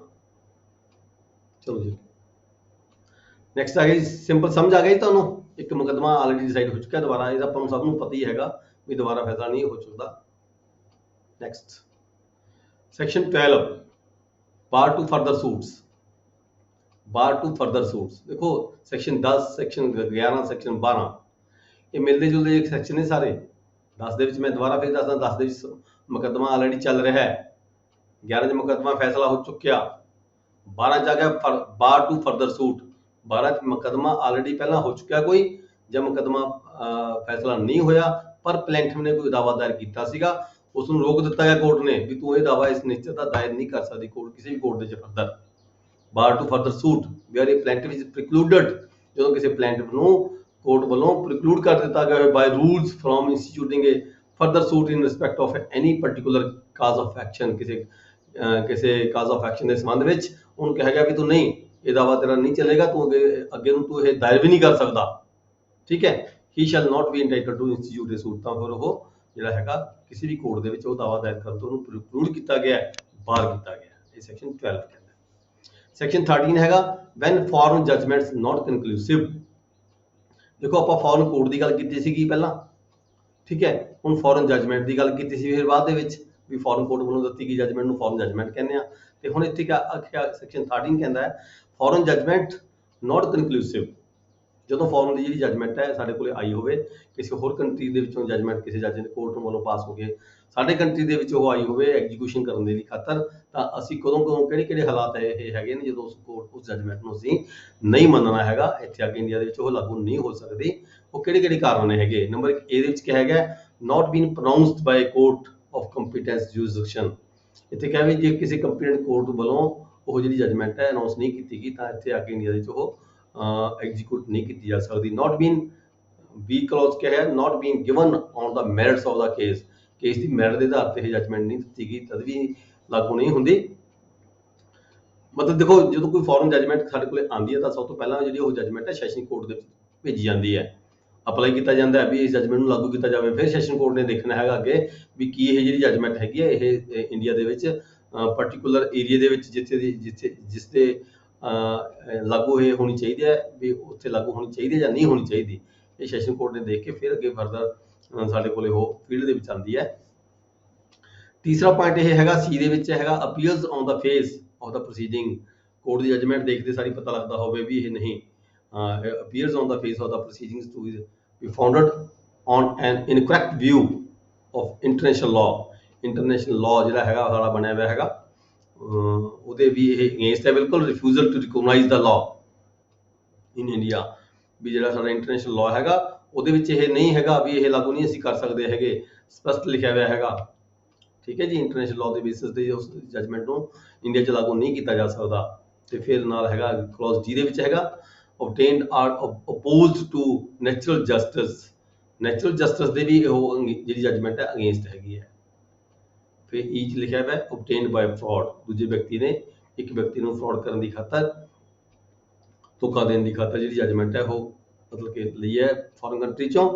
ਤੇ ਨਾਲ ਅੱਗੇ ਐਫ ਹੈਗਾ clause claim founded on a breach of any law in force in India। ਸਾਡੇ ਇੰਡੀਆ ਦਾ ਜਿਹੜਾ ਲਾਅ ਬਣਿਆ ਪਿਆ ਹੈਗਾ ਉਸ ਲਾਅ ਨੂੰ ਇਹ ਬ੍ਰੀਚ ਕਰਦੀ ਹੈ, ਤੋੜਦੀ ਹੈ, ਉਹਦੇ ਜਾਣੀ ਕਿ ਲਾਅ ਦੇ ਅਗੇਂਸਟ ਹੈ ਜਜਮੈਂਟ। ਇਹਨੇ ਐਸੀਆਂ ਜਜਮੈਂਟ ABCDEF ਜੇ ਉਹਦੇ ਵਿੱਚ ਇਹ ਰੀਜ਼ਨ ਹੈਗੇ ਨੇ ਤਾਂ ਫੋਰਨ ਜਜਮੈਂਟ ਨੂੰ ਅਸੀਂ ਇੰਡੀਆ ਦੇ ਵਿੱਚ ਲਾਗੂ ਨਹੀਂ ਕਰ ਸਕਦੇ। ਨੈਕਸਟ ਹੈ section 14 presumption as to the foreign judgment. Presumption, the court shall presume, otherwise ਅਸੀਂ ਕੀ presume ਕਰਾਂਗੇ ਫੋਰਨ ਜਜਮੈਂਟ ਨੂੰ? the court shall presume, ਜਦੋਂ ਕੋਰਟ ਕੋਲ ਜਜਮੈਂਟ ਆਏਗੀ, ਸੈਸ਼ਨ ਕੋਰਟ ਕੋਲ ਆਉਂਦੀ ਹੈ, ਚਾਹੇ ਕਿਸੇ ਹੋ ਉਸ ਤੋਂ ਬਾਅਦ ਕਿਸੇ ਲੋਅਰ ਕੋਰਟ ਕੋਲ ਆਉਂਦੀ ਹੈ, the court shall presume upon the production of any document purporting to be certified copy of the foreign judgment, ਜਦੋਂ ਫੋਰਨ ਕੋਰਟ ਦੀ ਸਰਟੀਫਾਈਡ ਕਾਪੀ ਪੇਸ਼ ਹੁੰਦੀ ਹੈ, that the such judgment was pronounced by a court of competent jurisdiction unless the contrary appears on the record, ਜਦੋਂ ਤੱਕ record ਦੇ ਉੱਪਰ ਕੋਈ ਉਹਦੀ ਅਗੇਂਸਟ ਕੋਈ ਗਲਤ ਗੱਲ ਸਾਬਤ ਨਹੀਂ ਹੋ ਜਾਂਦੀ ਤਾਂ ਉਦੋਂ ਤੱਕ ਇਹ ਸਮਝਿਆ ਜਾਏਗਾ ਕੋਰਟ ਵੱਲੋਂ ਵੀ ਇਹ ਕੰਪੀਟੈਂਟ ਕੋਰਟ ਵੱਲੋਂ ਹੀ ਜਿਹੜੀ ਹੈਗੀ ਹੈ ਪ੍ਰੋਨਾਂਸ ਕੀਤੀ ਗਈ ਹੈ। ਨੈਕਸਟ ਹੈ section 15 place of suing. Place of suing section 15 ਵੀ ਕਿੱਥੇ ਕਿੱਥੇ ਜਿਹੜੀ ਕੋਰਟ ਹੈਗੀ ਹੈ, ਜਿਹੜਾ ਮੁਕੱਦਮਾ ਹੈ, ਆਪਾਂ ਕਹਿੰਦੇ ਵੀ ਫਲਾਣਾ ਥਾਣਾ ਉਹ ਕਹਿੰਦਾ ਮੇਰਾ ਏਰੀਆ ਨਹੀਂ ਪੈਂਦਾ, ਦੂਜਾ ਥਾਣਾ ਕਹਿੰਦਾ ਉਹ ਕਹਿੰਦਾ ਮੇਰੇ ਏਰੀਆ ਨਹੀਂ ਪੈਂਦਾ, ਇਸ ਕਰਕੇ ਜਦੋਂ ਅਨਸਰਟਨ ਹੋਵੇ ਉਹਦੇ ਆਧਾਰ ਤੇ ਇਹ 2-3 ਸੈਕਸ਼ਨਸ ਬਣਾਈਆਂ ਗਈਆਂ ਨੇ ਵੀ ਜਿਹੜਾ ਮੁਕੱਦਮਾ ਹੈਗਾ ਉਹ ਦਾਇਰ ਕਿੱਥੇ ਹੁੰਦਾ। ਜਨਰਲੀ ਤਾਂ ਆਪਾਂ ਨੂੰ ਪਤਾ ਹੈ ਵੀ ਜੇ ਕਿਹੜੇ ਪਿੰਡ ਦੀ ਜ਼ਮੀਨ ਹੈ, ਠੀਕ ਹੈ, ਉਹ ਪਿੰਡ ਕਿਹੜੀ ਕੋਰਟ ਦੇ ਕੋਲੇ ਪੈਂਦਾ ਹੈ, ਉੱਥੇ ਮੁਕੱਦਮਾ ਦਾਇਰ ਹੋਏਗਾ। ਠੀਕ ਹੈ, ਜਿਵੇਂ ਆਪਾਂ ਰੈਵਨਿਊ ਕੋਰਟ ਦੀ ਗੱਲ ਕਰ ਲਈ ਤਾਂ ਆਪਾਂ CPC ਪੜ੍ਹ ਰਹੇ ਹਾਂ, ਇਹ ਸਿਵਲ ਕੋਰਟ ਨਾਲ ਸੰਬੰਧਿਤ ਹੈ। ਜਿਵੇਂ ਰੈਵਨਿਊ ਕੋਰਟ ਦੀ ਗੱਲ ਕਰ ਲਈ, ਕੋਈ ਪਾਰਟੀਸ਼ਨ ਦਾ ਦਾਅਵਾ ਦਾਇਰ ਕਿੰਨਾ ਹੈ, ਤੇ ਤਹਿਸੀਲਦਾਰ ਕੋਲ ਕਿਹੜੇ ਪਿੰਡ ਪੈਂਦੇ ਨੇ, ਨੈਕਸਦਾਰ ਕੋਲ ਕਿਹੜੇ ਪਿੰਡ ਪੈਂਦੇ ਨੇ, ਜਿਹੜੇ ਪਿੰਡ ਤਹਿਸੀਲਦਾਰ ਕੋਲ ਪੈਂਦੇ ਆ ਤਾਂ ਉਹ ਜਿਹੜਾ ਪਿੰਡ ਦਾ ਦਾਅਵਾ ਹੈਗਾ ਤਹਿਸੀਲਦਾਰ ਦੀ ਕੋਰਟ 'ਚ ਪੈਂਦਾ ਹੈ। ਇਸੇ ਤਰੀਕੇ ਸਿਵਲ ਕੋਰਟਾਂ ਦੇ ਵੀ ਜਿਹੜੇ ਹੈਗੇ ਕੇਸ ਪਿੰਡ ਬੰਦੇ ਏਰੀਆ ਵੰਡੇ ਹੋਏ ਹੁੰਦੇ ਆ। ਸਿਵਲ ਕੋਰਟਾਂ ਦੇ ਵੀ ਜਿਹੜੇ ਪਿੰਡ ਦਾ ਦਾਅਵਾ ਹੈਗਾ ਉਹ ਪਿੰਡ ਕਿਹੜੀ ਕੋਰਟ ਦੇ ਕੋਲੇ ਪੈਂਦਾ, ਉਸ ਪਿੰਡ ਦੀ ਉਸ ਕੋਰਟ ਦੇ ਕੋਲੇ ਜਿਹੜਾ ਦਾਅਵਾ ਹੈ ਪਲੇਸ ਆਫ ਸੂਇੰਗ ਉਹ ਕੋਰਟ ਹੋਏਗੀ। ਕੋਰਟ ਸੈਕਸ਼ਨ 15 ਦੇ ਆਪਾਂ ਚੱਲਦੇ ਹਾਂ।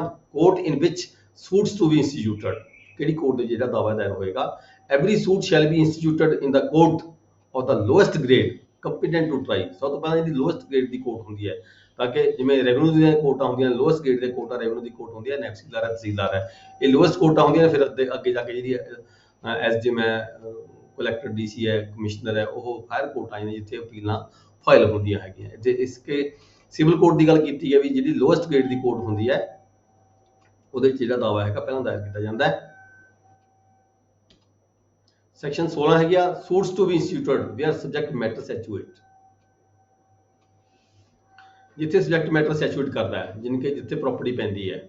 ਜੇ ਕਿਸੇ ਨੇ ਰੈਂਟ ਦਾ ਦਾਅਵਾ ਪਾਉਣਾ ਹੈ ਜਾਂ ਕਬਜ਼ੇ ਦਾ ਦਾਅਵਾ ਪਾਉਣਾ ਹੈ ਜਾਂ ਤਕਸੀਮ ਦਾ ਦਾਅਵਾ ਪਾਉਣਾ ਹੈ, ਠੀਕ ਹੈ, ਜਾਂ ਕੋਈ ਅਡੈਂਪਸ਼ਨ ਦਾ ਫਾਈਲ ਕਰਨਾ ਹੈ, ਤੇ ਜਿੱਥੇ ਸਬਜੈਕਟ ਮੈਟਰ ਜਿਹੜੀ ਕੋਰਟ ਦੇ ਵਿੱਚ ਫਾਈਲ ਕਰਦਾ ਹੈਗਾ ਉੱਥੇ ਹੀ ਦਾਅਵਾ ਦਾਇਰ ਕਰ। ਸਬਜੈਕਟ ਦਾ ਪ੍ਰੀਕੁਇਨਰੀ ਔਰ ਅਦਰ ਲਿਮਿਟੇਸ਼ਨਸ ਪ੍ਰਸਕ੍ਰਾਈਬਡ ਬਾਈ ਲਾਅ, ਪ੍ਰੀਕੁਇਨਰੀ ਨੂੰ ਦੇਖਦੇ ਹੋਏ ਜਾਣੀ ਕਿ ਵੀ ਕਿਹੜੀ ਕੋਰਟ ਦੇ ਕੋਲੇ ਕਿੰਨੇ ਰੁਪਏ ਤੱਕ ਦਾ ਜਿਹੜੀ ਪ੍ਰੋਪਰਟੀ ਦੀ ਵੈਲਿਊ ਹੈਗੀ ਆ, ਉਸ ਵੈਲਿਊ ਦੇ ਅਕੋਰਡਿੰਗ ਕਿਹੜੀ ਕੋਰਟ ਦੇ ਕੋਲੇ ਮੁਕੱਦਮਾ ਸੁਣਨ ਦਾ ਅਧਿਕਾਰ ਹੈਗਾ, ਉਸ ਗੱਲ ਨੂੰ ਦੇਖਦੇ ਹੋਏ ਫਿਰ ਕੀ ਹੈਗਾ ਅੱਗੇ ਫਰਦਰ ਕਲੌਜ਼ A ਹੈਗੀ ਆ section 16 the, further recovery of ਇਮੂਵਲ property. ਜੇ ਇਮੂਵਲ ਪ੍ਰਾਪਰਟੀ ਵਿਦ ਔਰ ਵਿਦਆਊਟ ਰੈਂਟ, ਜੇ ਇਮੂਵਲ ਪ੍ਰਾਪਰਟੀ ਦਾ ਕਬਜ਼ਾ ਲੈਣਾ ਹੋਵੇ ਕਿਸੇ ਨੇ, ਠੀਕ ਹੈ, ਤਾਂ ਜਿਹੜਾ ਉਹਦਾ ਦਾਅਵਾ ਪਏਗਾ ਕਿੱਥੇ ਪਏਗਾ, ਇਹ 4 5 6 7 8 ABCDE ਤੇ ਪਹਿਲਾਂ ਆਪਾਂ ਪੜ੍ਹ ਲਈਏ, ਫਿਰ ਅੱਗੇ ਦੇਖਦੇ ਹਾਂ। ਪਾਰਟੀਸ਼ਨ ਦਾ ਦਾਅਵਾ, ਫੋਰਕਲੋਜ਼ਰ, ਰਿਡੈਂਪਸ਼ਨ, ਜਾਣੀ ਕਿ ਮੌਰਗੇਜ ਪ੍ਰਾਪਰਟੀ ਹੋਈ ਵੀ ਹੈ ਉਸ ਨੂੰ ਰਿਡੀਮ ਕਰਾਉਣਾ ਹੈਗਾ, ਠੀਕ ਹੈ, ਉਹਦਾ ਦਾਅਵਾ। Determination of any other rights ਔਰ ਇੰਟਰਸਟ ਇਨ ਦਾ ਇਮੂਵਲ ਪ੍ਰਾਪਰਟੀ, ਕੋਈ ਹੋਰ ਕੋਈ ਸ਼ੇਅਰਿੰਗ ਦਾ ਫਰਕ ਹੈ, ਕੋਈ ਜ਼ਮੀਨ ਦੇ ਵਿੱਚ ਕਿਸੇ ਦੀ ਵਿਰਾਸਤ ਨੂੰ ਲੈ ਕੇ ਕੋਈ ਝਗੜਾ ਹੈਗਾ। Compensation of for wrong in the to the movable property, ਕੋਈ ਕੰਪਨਸੇਸ਼ਨ ਕਿਸੇ ਨੇ ਕਿਸੇ ਦੀ ਪ੍ਰਾਪਰਟੀ ਦਾ ਕੋਈ ਨੁਕਸਾਨ ਕਰਤਾ, ਕੋਈ ਉਹ ਕਰ ਦਿੱਤਾ, ਠੀਕ ਹੈ, ਉਹਦੇ ਦੇ ਆਧਾਰ ਤੇ ਕੋਈ ਕੰਪਨਸੇਸ਼ਨ ਲੈਣਾ ਵਿਅਕਤੀ ਨੇ ਕਿਸੇ ਨੇ। ਫਰਦਰ ਰਿਕਵਰੀ ਆਫ ਮੂਵਲ ਪ੍ਰਾਪਰਟੀ, जब मूल प्रॉपर्टी की गल आ गई, for the recovery of movable property actually under distant और अटैचमेंट, कोई अटैचमेंट हुई भी है, ठीक है, वो वापस लैनी वाले ने, किसी का कोई मोटरसाइकिल है, कोई गड्डी है वो अटैच हुई भी है, वो वापस लैनी है। Shall be instituted in the court with in the local limits, उस कोर्ट च दावा दायर किया जाएगा with in the local limits whose jurisdiction the property is situate, ਜਿਹੜੀ ਕੋਰਟ ਦੇ ਅਧਿਕਾਰ ਖੇਤਰ ਦੇ ਵਿੱਚ ਉਹ ਜਿਹੜੀ ਪ੍ਰਾਪਰਟੀ ਸਿਚੁਏਟ ਕਰਦੀ ਹੈ, ਉਸ ਕੋਰਟ ਦੀ ਜਿਹੜੀ ਲੋਐਸਟ ਕੋਰਟ ਹੁੰਦੀ ਹੈ ਉਹਦੇ 'ਚ ਇਹਦਾ ਜਿਹੜਾ ਦਾਵਾ ਹੈਗਾ ਦਾਇਰ ਕੀਤਾ ਜਾ ਸਕਦਾ ਹੈ। Provided that suit to obtain relief respecting compensation for the wrong, ਜੇ ਕੋਈ ਰਿਲੀਫ ਦਾ ਦਾਵਾ ਪਾਣਾ ਹੈ, ਕੋਈ ਕੰਪਨਸੇਸ਼ਨ ਲੈਣੀ ਹੈ ਕਿਸੇ ਵਿਅਕਤੀ ਨੇ, ਉਹਦੀ ਕਿਸੇ ਮੂਲ ਪ੍ਰੋਪਰਟੀ ਦੇ ਕਿਸੇ ਨੇ ਨੁਕਸਾਨ ਕੀਤਾ ਹੈ, ਤਾਂ ਜਿਹੜਾ ਦਾਵਾ ਹੈਗਾ ਉਹ ਜਿੱਥੇ ਪ੍ਰੋਪਰਟੀ ਹੈਗੀ ਹੈ ਜਾਂ ਤਾਂ ਉੱਥੇ ਵੀ ਦਾਇਰ ਕੀਤਾ ਜਾ ਸਕਦਾ ਹੈ, ਤਾਂ ਜਾਂ ਫਿਰ ਜਿੱਥੇ ਵਿਅਕਤੀ ਉਹ ਰਹਿੰਦਾ ਹੈ ਜਿਹਦੇ ਤੋਂ ਰਿਕਵਰੀ ਕਰਨੀ ਹੈ, ਠੀਕ ਹੈ, ਡਿਫੈਂਡੈਂਟ ਜਿੱਥੇ ਰਹਿੰਦਾ ਹੈਗਾ ਉਹਦੇ ਜਿੱਥੇ ਉਹਦਾ ਰਹਿائش ਹੈ ਉਸ ਕੋਰਟ ਦੇ ਵਿੱਚ ਵੀ ਜਿਹੜਾ ਦਾਵਾ ਹੈ ਦਾਇਰ ਕੀਤਾ ਜਾ ਸਕਦਾ ਹੈ। ਇਹ ਡਿਪੈਂਡ ਕਰਦਾ ਹੈ ਪਲੈਂਟਿਫ ਤੇ ਜਿਸਨੇ ਦਾਵਾ ਦਾਇਰ ਕਰਨਾ ਹੈ, ਉਹ ਦੋਹਾਂ ਜਗ੍ਹਾ ਤੋਂ ਕਿਤੇ ਵੀ ਦਾਵਾ ਦਾਇਰ ਕਰ ਸਕਦਾ ਹੈ। ਜਿੱਥੇ ਪ੍ਰੋਪਰਟੀ ਹੈ ਜਾਂ ਉੱਥੇ ਕਰ ਸਕਦਾ, ਜਾਂ ਜਿੱਥੇ ਵਿਅਕਤੀ ਜਿਹੜਾ ਰਹਿੰਦਾ ਜਿਹਦੇ ਤੋਂ ਉਹਨੇ ਰਿਕਵਰੀ ਕਰਨੀ ਹੈ, ਜਿੱਥੇ ਉਹਦੀ ਰਹਿائش ਹੈਗੀ ਹੈ ਉਹਦੇ ਅਧਿਕਾਰ ਖੇਤਰ 'ਚ ਉੱਥੇ ਜਿਹੜੀ ਕੋਰਟ ਫਾਈਲ ਕਰਦੀ ਹੈ, ਜਿਸ ਕੋਰਟ ਦੇ ਅਧੀਨ ਉਹਦੀ ਰਹਿائش ਹੈਗੀ ਹੈ ਉਸ ਕੋਰਟ ਦੇ ਵਿੱਚ ਦਾਵਾ ਦਾਇਰ ਕੀਤਾ ਜਾ ਸਕਦਾ ਹੈ। Next is section 17, suits for immovable property situate within jurisdiction of different courts. ਜਿੱਥੇ ਕੋਈ ਪ੍ਰੋਪਰਟੀ ਸੈਚੂਏਟ ਕਰਦੀ ਹੈ, ਡਿਫਰੈਂਟ ਕੋਰਟਾਂ ਹੈਗੀਆਂ ਨੇ, ਦੋ ਅਲੱਗ-ਅਲੱਗ ਕੋਰਟਾਂ 'ਚ ਕੁਝ ਪ੍ਰੋਪਰਟੀ ਕਿਸੇ ਇੱਕ ਕੋਰਟ ਦੇ ਅਧੀਨ ਪੈਂਦੀ ਹੈ, ਕੁਝ ਪ੍ਰੋਪਰਟੀ ਕਿਸੇ ਦੂਜੀ ਕੋਰਟ ਦੇ ਅਧੀਨ ਪੈਂਦੀ ਹੈ, ਠੀਕ ਹੈ। ਉੱਥੇ ਦਾਵਾ ਜਿਹੜਾ ਦਾਇਰ ਕਿੱਥੇ ਕਿਹੜੀ ਕੋਰਟ 'ਚ ਕਰੇਗਾ ਕੋਈ ਵਿਅਕਤੀ, ਇਹ ਨਹੀਂ ਹੈਗਾ ਵੀ ਦੋ ਅਲੱਗ-ਅਲੱਗ ਕੋਰਟਾਂ, ਜਿਵੇਂ ਹੁਣ ਇੱਕ ਪਿੰਡ 'ਚ ਕਿਸੇ ਬੰਦੇ ਦੀ ਜ਼ਮੀਨ ਹੈਗੀ ਹੈ ਤਾਂ ਦੂਜਾ ਪਿੰਡ ਦੀ ਜ਼ਮੀਨ ਉਹਦੇ ਨਾਲ ਲੱਗਦੀ ਹੈਗੀ ਹੈ, ਉਹ ਕਿਸੇ ਹੋਰ ਅਧਿਕਾਰ, ਉਹ ਜਿਵੇਂ ਪਟਿਆਲੇ ਦੀ ਗੱਲ ਕਰ ਲਈਏ, ਕੁਝ ਪਿੰਡ ਪਟਿਆਲੇ 'ਚ ਪੈਂਦਾ, ਕੁਝ ਨਾਲ ਲੱਗਦਾ ਪਿੰਡ ਨਾਭੇ 'ਚ ਚਲਾ ਜਾਂਦਾ ਹੈ, ਠੀਕ ਹੈ। ਤਾਂ ਜਿਹੜਾ ਇਹ ਨਹੀਂ ਹੈਗਾ ਵੀ ਉਹ ਨਾਭੇ ਜਾ ਕੇ ਅਲੱਗ ਦਾਵਾ ਦਾਇਰ ਕਰੇਗਾ, ਪਟਿਆਲੇ ਆ ਕੇ। ਇੱਥੇ ਪ੍ਰੋਵੀਜ਼ਨ ਦਿੱਤੀ ਗਈ ਹੈ ਇੱਥੇ ਸੈਕਸ਼ਨ 17 ਦੇ ਵਿੱਚ, suits for immovable property situate within jurisdiction of different court, ਜਿੱਥੇ ਦੋ ਅਲੱਗ-ਅਲੱਗ ਕੋਰਟਾਂ ਦਾ ਜ਼ਮੀਨ ਪੈਂਦੀ ਹੋਵੇ, where suit is to obtain relief, ਦਾਵਾ ਰਿਲੀਫ ਦਾ ਹੋਵੇ, ਰਿਲੀਫ ਜਾਂ ਕੰਪਨਸੇਸ਼ਨ ਦਾ ਦਾਵਾ ਹੋਵੇ, ਪਰ ਰਿਕਵਰੀ ਲੈਣ ਦਾ ਨਾ ਹੋਵੇ, ਕਬਜ਼ਾ ਲੈਣ ਦਾ ਦਾਵਾ ਨਾ ਹੋਵੇ, ਠੀਕ ਹੈ।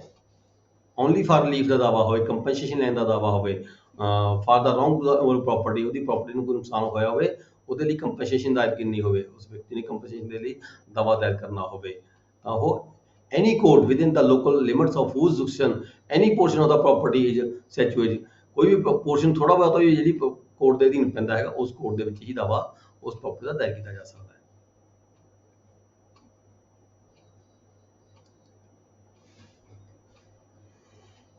Section 18, place of institution of suit where local limits of jurisdiction of the court are uncertain. ਹੁਣ ਕਈ ਵਾਰੀ ਕੀ ਹੁੰਦਾ ਹੈ, ਡਿਸਪਿਊਟ ਕ੍ਰੀਏਟ ਹੋ ਜਾਂਦਾ ਹੈ ਵੀ ਇਹ ਜਿਹੜੀ ਪ੍ਰੋਪਰਟੀ ਹੈ ਇਹ ਕਿਹੜੀ ਕੋਰਟ ਦੇ ਅਧੀਨ ਪੈਂਦੀ ਹੈ। ਜਿਵੇਂ ਮੰਨ ਲਓ ਕੋਰਟਾਂ ਦੋ ਨੇ, A ਕੋਰਟ ਪੈਂਦੀ ਹੈ ਜਾਂ B ਕੋਰਟ ਪੈਂਦੀ ਹੈ ਜਾਂ C ਕੋਰਟ ਪੈਂਦੀ ਹੈ, ਠੀਕ ਹੈ। ਅਨਸਰਟਨ ਹੈ, ਨਹੀਂ ਪਤਾ ਲੱਗਦਾ, ਕੋਈ ਰੀਜ਼ਨ ਮੇ ਵੀ ਕੋਈ ਹੋ ਸਕਦਾ ਹੈ ਵੀ ਨਹੀਂ ਪਤਾ ਲੱਗਦਾ ਵੀ ਇਹ ਜਿਹੜੀ ਪ੍ਰੋਪਰਟੀ ਹੈ ਕਿਹੜੀ ਕੋਰਟ ਦੇ ਅਧੀਨ ਪਏਗੀ, ਦਾਵਾ ਕਿਹੜੀ ਕੋਰਟ ਦੇ ਅਧੀਨ ਪਏਗਾ। A ਕੋਰਟ 'ਚ ਵੀ ਪੈ ਸਕਦਾ, B ਕੋਰਟ 'ਚ ਵੀ ਪੈ ਸਕਦਾ, ਪਰ ਇਹ ਪਤਾ ਨਹੀਂ ਲੱਗਦਾ ਵੀ ਕਿਹੜੀ ਕੋਰਟ 'ਚ ਪਾਵੇ ਦਾਵਾ ਦਾਇਰ ਹੋਵੇ। ਤਾਂ ਜਿਹੜਾ ਪਲੇਸ ਆਫ ਜਿਹੜਾ ਵਿਅਕਤੀ ਹੈਗਾ ਉਹ ਦਾਵਾ ਦਾਇਰ ਕਰਦਾ ਕਿਸੇ ਇੱਕ ਕੋਰਟ ਦੇ ਵਿੱਚ, ਕਿਸੇ ਇੱਕ ਕੋਰਟ 'ਚ ਦਾਵਾ ਦਾਇਰ ਕਰਦਾ, ਤਾਂ ਫਿਰ ਉੱਥੇ ਪਹਿਲਾਂ ਜਿਹੜਾ ਹੈਗਾ ਸਪੀਕਿੰਗ ਆਰਡਰ ਪਾਸ ਕਰਨਾ ਹੋਇਆ ਕੋਰਟ ਨੂੰ ਵੀ ਅਸੀਂ ਇਹ ਦਾਵਾ ਕਿਉਂ ਇੰਟਰਟੇਨ ਕਰ ਰਹੇ ਹਾਂ, ਇਹਦਾ ਰੀਜ਼ਨ ਕੀ ਹੈਗਾ, ਉੱਥੇ ਸਪੈਸੀਫਿਕ ਆਰਡਰ ਪਾਸ ਕਰਕੇ ਵੀ ਇੱਥੇ ਜਿਹੜੀ ਜੁਰਿਸਡਿਕਸ਼ਨ ਹੈ ਉਹ ਅਨਸਰਟਨ ਲੱਗ ਰਹੀ ਹੈ, ਕਲੀਅਰ ਨਹੀਂ ਹੋ ਰਹੀ, ਪਰ ਉਹਦੇ ਵਿੱਚ ਜੀ ਬੇਸਿਕ ਗਰਾਊਂਡ ਇਹ ਬਣਦੀ ਹੈ ਜਿਸ ਕਰਕੇ ਅਸੀਂ ਇਹ ਜਿਹੜਾ ਦਾਵਾ ਹੈਗਾ ਅਸੀਂ ਇਸ ਨੂੰ ਇੰਟਰਟੇਨ ਕਰ ਰਹੇ ਹਾਂ, ਅਸੀਂ ਇਸ ਨੂੰ ਡਿਸਾਈਡ ਕਰਨ ਦੇ ਲਈ ਇੰਟਰਟੇਨ ਕਰਦੇ ਹਾਂ।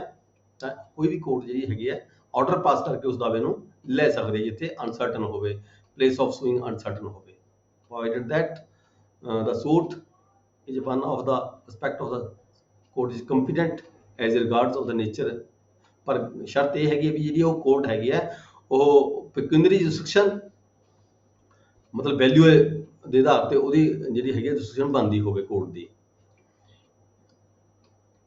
ਪਰ ਜਦੋਂ ਕਦੇ ਜਾ ਕੇ ਉਸ ਦਾਅਵੇ ਦੇ ਅਗੇਂਸਟ ਕਿਤੇ ਅਪੀਲੈਂਟ ਕੋਰਟ ਦੇ ਵਿੱਚ ਕੋਈ ਵਿਅਕਤੀ ਜਾਂਦਾ ਹੈ, ਮੰਨ ਲਓ ਉਸ ਕੋਰਟ ਨੇ ਜਿਹੜੀ ਹੈਗੀ ਜੱਜਮੈਂਟ ਦੇ ਦਿੱਤੀ, ਆਪਣੀ ਡਿਗਰੀ ਪਾਸ ਕਰ ਦਿੱਤੀ, ਫਿਰ ਉਸ ਤੋਂ ਬਾਅਦ ਅੱਗੇ ਕੋਈ ਵਿਅਕਤੀ ਜਿਹੜਾ ਆਪੋਜ਼ਿਟ ਪਾਰਟੀ ਸੀ ਉਹ ਅਪੀਲੈਂਟ ਕੋਰਟ ਚਲੀ ਜਾਂਦੀ ਹੈ ਜਾਂ ਡਿਵੀਜ਼ਨਲ ਕੋਰਟ ਚਲੀ ਜਾਂਦੀ ਹੈ, ਉੱਥੇ ਜਾ ਕੇ ਉਹ ਕੋਰਟ ਕਹਿੰਦੀ ਹੈ ਵੀ ਨਹੀਂ ਜੀ ਇਹਨਾਂ ਦੇ ਕੋਲ ਤਾਂ ਅਧਿਕਾਰ ਖੇਤਰ ਨਹੀਂ ਸੀਗਾ ਇਸ ਦਾਅਵੇ ਨੂੰ ਸੁਣਨ ਦਾ, ਠੀਕ ਹੈ। ਪਰ ਉੱਥੇ ਜੇ ਕੋਰਟ ਨੇ ਸਪੈਸੀਫਿਕ ਆਰਡਰ ਪਾਸ ਕੀਤਾ ਹੋਏਗਾ ਵੀ ਹਾਂ ਇਸ ਦਾਅਵੇ ਨੂੰ ਅਸੀਂ ਕਿਉਂ ਲੈ ਰਹੇ ਹਾਂ, ਸਾਨੂੰ ਅਧਿਕਾਰ ਖੇਤਰ ਬਾਰੇ ਪ੍ਰੋਪਰ ਜਾਣਕਾਰੀ ਨਹੀਂ ਹੋ ਰਹੀ ਕਿਸੇ ਵੀ ਪਾਰਟੀ ਨੂੰ ਜਾਂ ਵੀ ਕਿਹੜੀ ਕੋਰਟ 'ਚ ਇਹ ਦਾਅਵਾ ਦਾਇਰ ਹੁੰਦਾ, ਪਰ ਇੱਦਾਂ ਦਾ ਰੀਜ਼ਨ ਪਾ ਕੇ ਸਪੈਸੀਫਿਕ ਆਰਡਰ ਪਾਸ ਕਰਕੇ ਜੇਕਰ ਕੋਰਟ ਨੇ ਉਸ ਕੇਸ ਨੂੰ ਐਂਟਰਟੇਨ ਕੀਤਾ ਹੋਵੇ ਤਾਂ ਅਪੀਲੈਂਟ ਕੋਰਟ 'ਚ ਜਾ ਕੇ ਜਾਂ ਰਿਵੀਜ਼ਨ ਕੋਰਟ ਜਾ ਕੇ ਉਹ ਜਿਹੜਾ ਆਬਜੈਕਸ਼ਨ ਹੈ ਉਹਦਾ ਉਹ ਅਲਾਉ ਨਹੀਂ ਕੀਤਾ ਜਾ ਸਕਦਾ।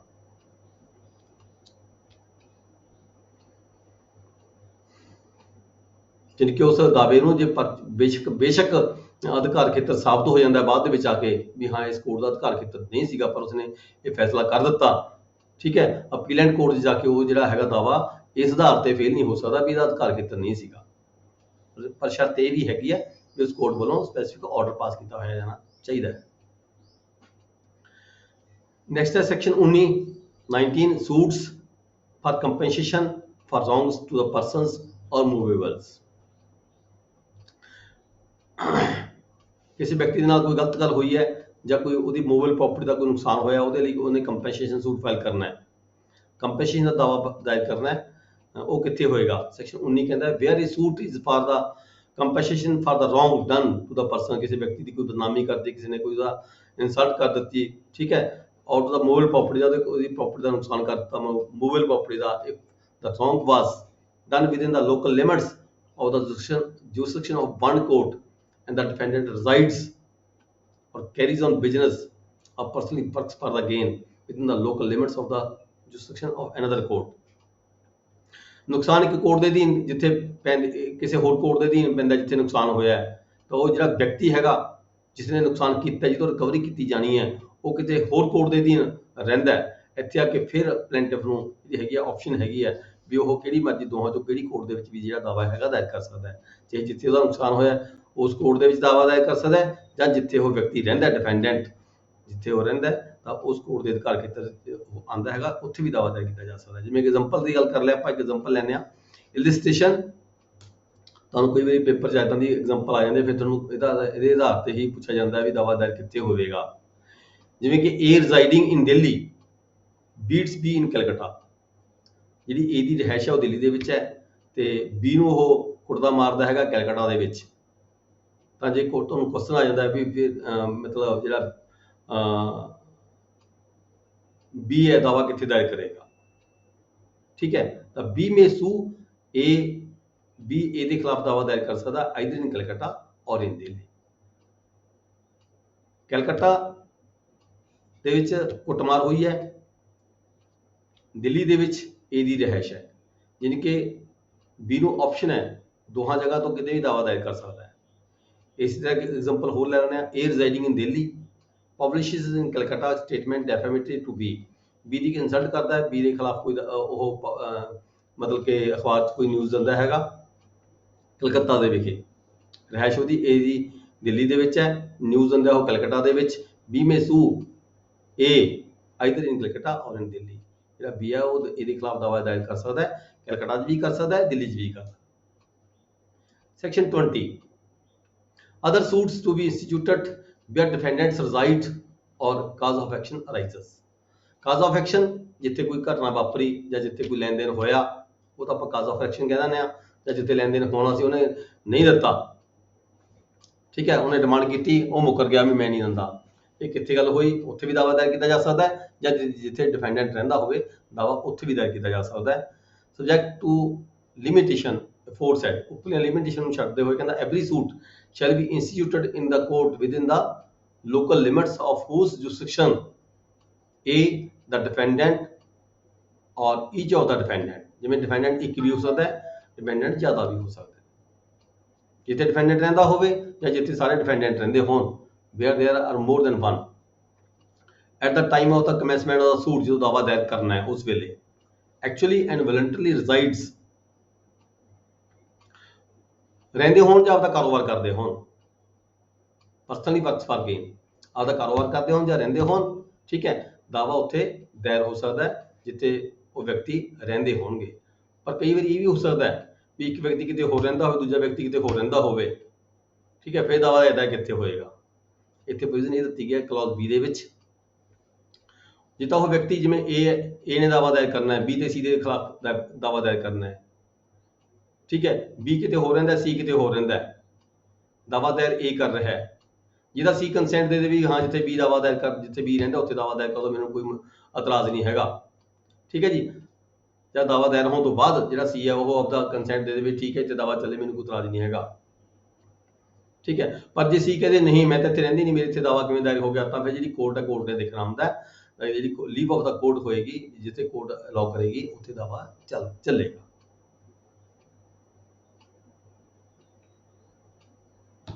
ਇਹਦੀ एग्जांपल पढ़ लो, एग्जांपल पेपर कई बारी आ जांदियां ने, जिवें ए इज ए ट्रेडमैन इन कलकत्ता, ठीक है, बिजनेसमैन है कोई कलकत्ता ਦੇ ਵਿੱਚ ए नाम ਦਾ ਕੋਈ ਵਿਅਕਤੀ ਹੈਗਾ। B carries on business in Delhi, B ਦਾ ਕਾਰੋਬਾਰ ਹੈ ਦਿੱਲੀ ਦੇ ਵਿੱਚ ਹੈ। By his agent in Calcutta, ਆਪਦੇ ਏਜੰਟ ਦੇ ਰਾਹੀਂ ਕਲਕੱਤਾ ਦੇ ਵਿੱਚ ਉਹਦਾ ਕੋਈ ਸਮਾਨ ਪਰਚੇਜ ਕਰਦਾ ਹੈ। A and request A to deliver them to East Indian Railway Company, ਤੇ रेलवे कंपनी ਕਹਿੰਦਾ ਮੇਰਾ ਮਾਲ ਦੇ ਦੇ, ठीक है।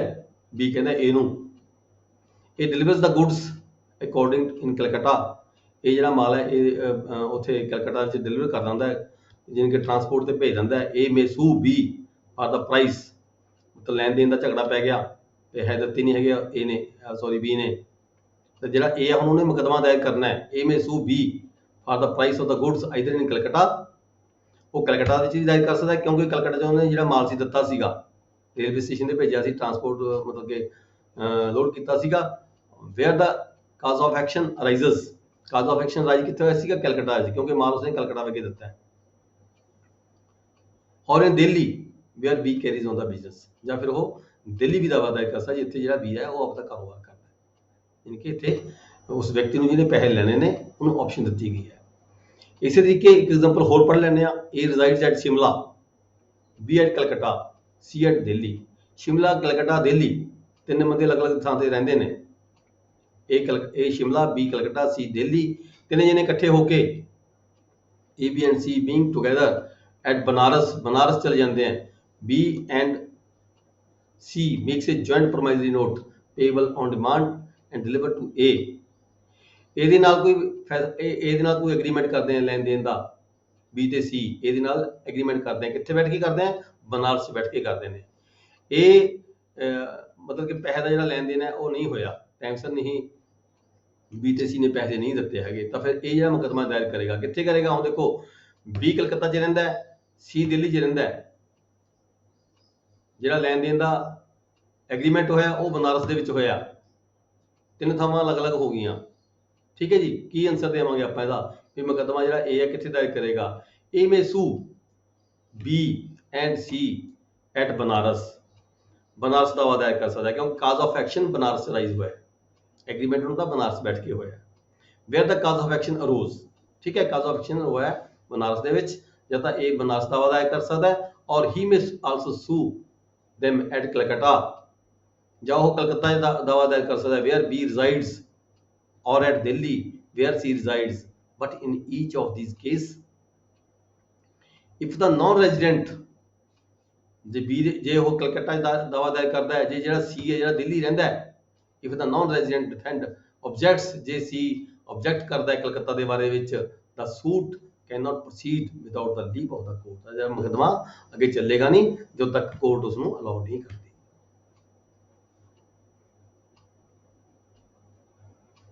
ਨੈਕਸਟ ਆ ਗਿਆ section 21, objections to the jurisdiction. Jurisdiction ਨੂੰ ਲੈ ਕੇ ਅਧਿਕਾਰ ਖੇਤਰ ਨੂੰ ਲੈ ਕੇ ਜਿਹੜਾ ਇਤਰਾਜ਼ ਆ ਉਹ ਕਿਸ ਸਟੇਜ ਤੇ ਕੀਤਾ ਜਾ ਸਕਦਾ ਹੈ। ਇਹ ਜਿਹੜਾ ਸੈਕਸ਼ਨ 21 ਹੈ ਬਹੁਤ ਇੰਪੋਰਟੈਂਟ ਹੈਗਾ। ਇਹਦੇ ਤੇ ਆਮ ਤੌਰ ਤੇ ਜਿਹੜਾ ਹੈਗਾ ਕੁਐਸਚਨ ਆਉਂਦੇ ਰਹਿੰਦੇ ਨੇ।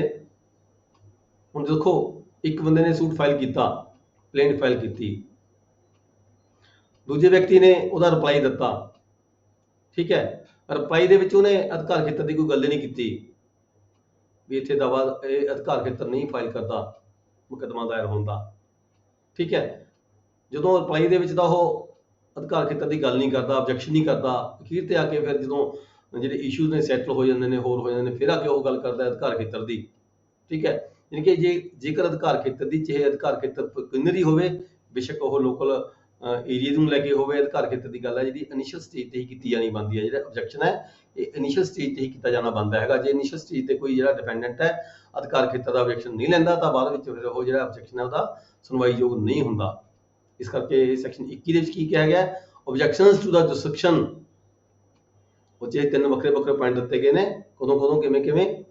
ਨੋ objection as to the place of suing shall be allowed by any appellate or revisional court 'ਚ ਕੋਈ ਚਲਾ ਗਿਆ ਮੁਕੱਦਮਾ, ਉੱਥੇ ਅੱਗੇ ਜਿਹੜਾ ਡਿਫੈਂਡੈਂਟ ਹੈ ਉਹ ਕਹਿੰਦਾ ਵੀ ਨਹੀਂ ਜੀ ਇਹ ਤਾਂ ਇਹਦਾ ਅਧਿਕਾਰ ਖੇਤਰ ਨਹੀਂ ਸੀ ਕੋਰਟ ਦਾ, ਠੀਕ ਹੈ। ਉੱਥੇ ਜਾ ਕੇ ਇਹ ਦੇਖਿਆ ਜਾਏਗਾ ਵੀ ਕੀ ਇਹ ਜਿਹੜਾ ਇਨੀਸ਼ੀਅਲ ਸਟੇਜ ਤੇ ਇਹਨੇ ਆਬਜੈਕਸ਼ਨ ਲਿਆ ਸੀ ਜਾਂ ਨਹੀਂ ਲਿਆ ਸੀਗਾ। ਜੇ ਨਹੀਂ ਲਿਆ ਸੀ ਤਾਂ ਜਿਹੜੀ ਅਪੀਲੈਂਟ ਕੋਰਟ ਹੈ ਉਹਦਾ ਇਹ ਆਬਜੈਕਸ਼ਨ ਨਹੀਂ ਸੁਣੇਗੀ। ਨੈਕਸਟ ਆ ਗਿਆ ਨੋ ਆਬਜੈਕਸ਼ਨ ਸਬਸੈਕਸ਼ਨ 2 ਦੇ ਵਿੱਚ no objection as to the competence of a court with reference to the pecuniary limits. ਇਸੇ ਤਰੀਕੇ ਪੈਕੂਨਰੀ ਲਿਮਿਟ ਦੀ ਗੱਲ ਕੀਤੀ ਗਈ ਹੈ। ਉੱਪਰਲੀ ਹੈਗੀ ਹੈ ਗੱਲ ਦੂਜੀ ਅਧਿਕਾਰ ਉਹਦੇ ਏਰੀਏ ਦੀ ਵੀ ਕਿਸੇ ਏਰੀਏ 'ਚ ਪੈਂਦਾ ਸੀ ਕਿਸੇ 'ਚ ਨਹੀਂ ਪੈਂਦਾ। ਦੂਜੀ ਗੱਲ ਆ ਕਿ ਦੂਜੇ 'ਚ ਆ ਗਿਆ ਪੈਕੂਨਰੀ ਜੁਰਿਸਡਿਕਸ਼ਨ ਵੀ ਇਸ ਕੋਰਟ ਦੇ ਕੋਲੇ ਇੰਨੇ 1000 ਰੁਪਏ ਤੱਕ ਦਾ ਇਹ ਕੇਸ ਸੁਣਨ ਦਾ ਅਧਿਕਾਰ ਸੀਗਾ, ਠੀਕ ਹੈ। ਤੇ ਅਪੀਲੈਂਟ ਕੋਰਟ ਜਾ ਕੇ ਦੂਜੀ ਪਾਰਟੀ ਕਹਿੰਦੀ ਹੈ ਵੀ ਨਹੀਂ ਜੀ ਇਹ ਕੋਰਟ ਕੋਲ ਤਾਂ ਸਿਰਫ ਮੁਕੱਦਮਾ ਹੀ 10,000 ਰੁਪਏ ਤੱਕ ਦਾ ਸੁਣਨਾ ਸੀ, ਇਹ ਮੁਕੱਦਮਾ ਤਾਂ 20,000 ਰੁਪਏ ਤੱਕ ਦੀ ਵੈਲਿਊ ਦਾ ਹੈਗਾ, ਕੋਰਟ ਸੁਣ ਨਹੀਂ ਸਕਦੀ। ਪਰ ਇੱਥੇ ਫਿਰ ਅਪੀਲੈਂਟ ਕੋਰਟ ਦੇ ਜਿਹੜੀ ਰਿਵੀਜ਼ਨਲ ਕੋਰਟ ਹੈ ਦੇਖਿਆ ਵੀ ਕੀ ਇਸਨੇ ਕੀ ਆਬਜੈਕਸ਼ਨ ਜਿਹੜਾ ਇਨੀਸ਼ੀਅਲ ਸਟੇਜ ਤੇ ਉਠਾਇਆ ਸੀ, ਜੇਕਰ ਉਠਾਇਆ ਸੀਗਾ ਇਹਨੂੰ ਇਨਸਾਫ ਨਹੀਂ ਮਿਲਿਆ ਫਿਰ ਤਾਂ ਕੋਰਟ ਸੁਣੇਗੀ। ਜੇਕਰ ਉਹਨੇ ਮੁਕੱਦਮਾ ਇਹ ਪੁਆਇੰਟ ਉਸ ਸਟੇਜ ਤੇ ਉਠਾਇਆ ਨਹੀਂ ਹੈਗਾ ਫਿਰ ਕੋਰਟ ਜਿਹੜੀ ਹੈਗੀ ਆ ਅਪੀਲੈਂਟ ਕੋਰਟ ਹੈ ਉਸਦੀ ਜਿਹੜੀ ਇਹ ਆਬਜੈਕਸ਼ਨ ਦੀ ਸੁਣਵਾਈ ਨਹੀਂ ਕਰਦੀ। ਨੈਕਸਟ ਹੈ ਸਬਸੈਕਸ਼ਨ 3 ਦੇ ਵਿੱਚ no objection as to the competency of the executing court. ਇਸੇ ਤਰੀਕੇ ਜਿਹੜੀ ਐਗਜ਼ੀਕਿਊਟਿੰਗ ਕੋਰਟ ਹੈ, ਦੇਖੋ ਇੱਕ ਤਾਂ ਕੋਰਟ ਹੋ ਗਈ ਹੈ ਜਿਹਨੇ ਦਾਵਾ ਜਜਮੈਂਟ ਦੇਣੀ ਹੈ, ਡਿਗਰੀ ਦੇਣੀ ਹੈ। ਦੂਜੀ ਐਗਜ਼ੀਕਿਊਟਿੰਗ ਕੋਰਟ ਹੁੰਦੀ ਜਿੱਥੇ ਜਜਮੈਂਟ ਤੇ ਡਿਗਰੀਆਂ ਨੂੰ ਅੱਗੇ ਲਾਗੂ ਕੀਤਾ ਜਾਂਦਾ ਹੈ। ਜਜਮੈਂਟ ਪਾਸ ਕਰ ਦਿੱਤੀ ਕਿਸੇ ਕੋਰਟ ਨੇ, ਉਹਨੂੰ ਅੱਗੇ ਐਗਜ਼ੀਕਿਊਟ ਕਰਨਾ ਹੈ। ਐਗਜ਼ੀਕਿਊਟ ਕਿਹਦੇ ਰਾਹੀਂ ਹੁੰਦੀ ਹੈ, ਜਿਵੇਂ ਕਿ ਰੈਵਨਿਊ ਕੋਰਟਾਂ ਨੇ ਰੈਵਨਿਊ ਆਫਿਸਰਸ ਦੇ ਰਾਹੀਂ ਐਗਜ਼ੀਕਿਊਸ਼ਨ ਕਰਦੇ ਆ, ਕਬਜ਼ੇ ਦਿੰਦੇ ਕਾਰਵਾਈਆਂ ਕਰਦੇ ਆ, ਬੋਲੀਆਂ ਕਰਦੇ ਆ, ਉਹ ਐਗਜ਼ੀਕਿਊਸ਼ਨ ਦਾ ਪਾਰਟ ਆ ਜਾਂਦਾ ਹੈ। ਐਗਜ਼ੀਕਿਊਟਿੰਗ ਕੋਰਟ ਸਾਨੂੰ ਆਰਡਰ ਕਰਦੀ ਹੈ ਵੀ ਇਹ ਜਿਹੜੀ ਜ਼ਮੀਨ ਦੀ ਬੋਲੀ ਕੀਤੀ ਜਾਵੇ ਜਾਂ ਜ਼ਮੀਨ ਦਾ ਕਬਜ਼ਾ ਕਾਰਵਾਈ ਕੀਤੀ ਜਾਵੇ। ਹੁਣ ਐਗਜ਼ੀਕਿਊਟਿੰਗ ਕੋਰਟ ਦੇ ਵਿੱਚ ਵੀ ਆ ਕੇ ਸੇਮ ਗੱਲ ਕਰੀ ਜਾਂਦੀ ਹੈ। ਕਿਸੇ ਡਿਗਰੀ ਨੂੰ ਲਾਗੂ ਕਰਨ ਦੀ ਖਾਤਰ ਡਿਗਰੀ ਹੋਲਡਰ ਨੇ ਐਗਜ਼ੀਕਿਊਟਿਵ ਕੋਰਟ 'ਚ ਦਾਵਾ ਪਾਇਆ, ਠੀਕ ਹੈ। ਉਸ ਵੇਲੇ ਜਿਹੜੀ ਦੂਜੀ ਪਾਰਟੀ ਸੀ ਉਹਨੇ ਪਹਿਲਾਂ ਤਾਂ ਅਧਿਕਾਰ ਖੇਤਰ ਦਾ, ਚਾਹੇ ਉਹ ਪੈਕੂਨਰੀ ਜੁਰਿਸਡਿਕਸ਼ਨ ਸੀ ਚਾਹੇ ਉਹ ਪਲੇਸ ਆਫ ਨੂੰ ਲੈ ਕੇ ਅਧਿਕਾਰ ਖੇਤਰ ਨੂੰ ਲੈ ਕੇ ਜੁਰਿਸਡਿਕਸ਼ਨ ਸੀ, ਉਸ ਵੇਲੇ ਤਾਂ ਉਹ ਇਨੀਸ਼ੀਅਲ ਸਟੇਜ 'ਤੇ ਤਾਂ ਐਗਜ਼ੀਕਿਊਟਿਵ ਕੋਰਟ ਦੇ ਵਿੱਚ ਦੂਜੀ ਪਾਰਟੀ ਇਤਰਾਜ਼ ਨਹੀਂ ਉਠਾਉਂਦੀ। ਫਿਰ ਬਾਅਦ 'ਚ ਜਦੋਂ ਅਪੀਲੈਂਟ ਕੋਰਟ ਦੇ ਵਿੱਚ ਇਤਰਾਜ਼ ਉਠਾਉਂਦੀ ਹੈ ਫਿਰ ਉਹਦਾ ਨਹੀਂ ਸੁਣਿਆ ਜਾ ਸਕਦਾ, ਬਸ਼ਰਤੇ ਕਿ ਜੇ ਪਹਿਲਾਂ ਸੁਣਿਆ ਹੋਵੇ ਤੇ ਸੁਣ ਕੇ ਕੋਰਟ ਨੇ ਉਹਨੂੰ ਫੈਸਲਾ ਕੀਤਾ ਹੋਵੇ, ਫੈਸਲਾ ਉਹਦੇ ਖਿਲਾਫ ਹੋ ਗਿਆ ਹੋਵੇ ਤੇ ਅਪੀਲੈਂਟ ਕੋਰਟ ਨੂੰ ਲੱਗਦਾ ਹੋਵੇ ਵੀ ਇਹਦੇ ਨਾਲ ਇਨਸਾਫ ਨਹੀਂ ਹੋਇਆ, ਫਿਰ ਸੁਣਿਆ ਜਾ ਸਕਦਾ ਹੈ, ਅਦਰਵਾਈਜ਼ ਨਹੀਂ ਸੁਣਿਆ ਜਾ ਸਕਦਾ। Next section 21A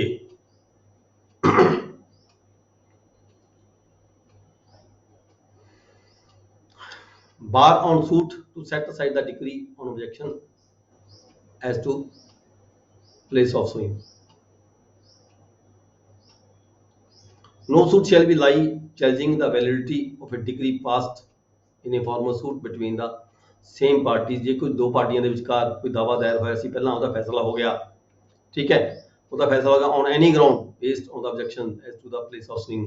place of suing ਨੂੰ ਲੈ ਕੇ ਵੀ ਇਹਦਾ ਅਧਿਕਾਰ ਖੇਤਰ ਨਹੀਂ ਸੀ ਬਣਦਾ, ਕੋਈ ਮੁਕੱਦਮਾ ਇੱਦਾਂ ਦਾ ਦਾਇਰ ਨਹੀਂ ਕੀਤਾ ਜਾ ਸਕਦਾ। bar on suit to set aside the decree, ਇਹ ਜਿਹੜੀ ਡਿਗਰੀ ਪਾਸ ਹੋਈ ਸੀਗੀ ਪਹਿਲੀ ਕੋਰਟ ਨੇ ਡਿਗਰੀ ਪਾਸ ਕੀਤੀ ਸੀ, ਉਹ ਕੋਰਟ ਦਾ ਅਧਿਕਾਰ ਖੇਤਰ ਨਹੀਂ ਸੀਗਾ, ਠੀਕ ਹੈ। ਉਹ ਅਧਿਕਾਰ ਖੇਤਰ ਨੂੰ ਲੈ ਕੇ ਜੇ ਕੋਈ ਨਵਾਂ ਦਾਵਾ ਦਾਇਰ ਕਰਦਾ ਹੈ ਕਿਸੇ ਕੋਰਟ ਦੇ ਜੋ ਉਸ ਜਿਹੜੀ ਹੈਗੀ ਹੈ ਅਪੀਲ ਦੀ, ਉਸ ਫੈਸਲੇ ਦੀ ਡਿਗਰੀ ਦੀ ਅਪੀਲ ਫਾਈਲ ਕੀਤੀ ਜਾ ਸਕਦੀ ਹੈ।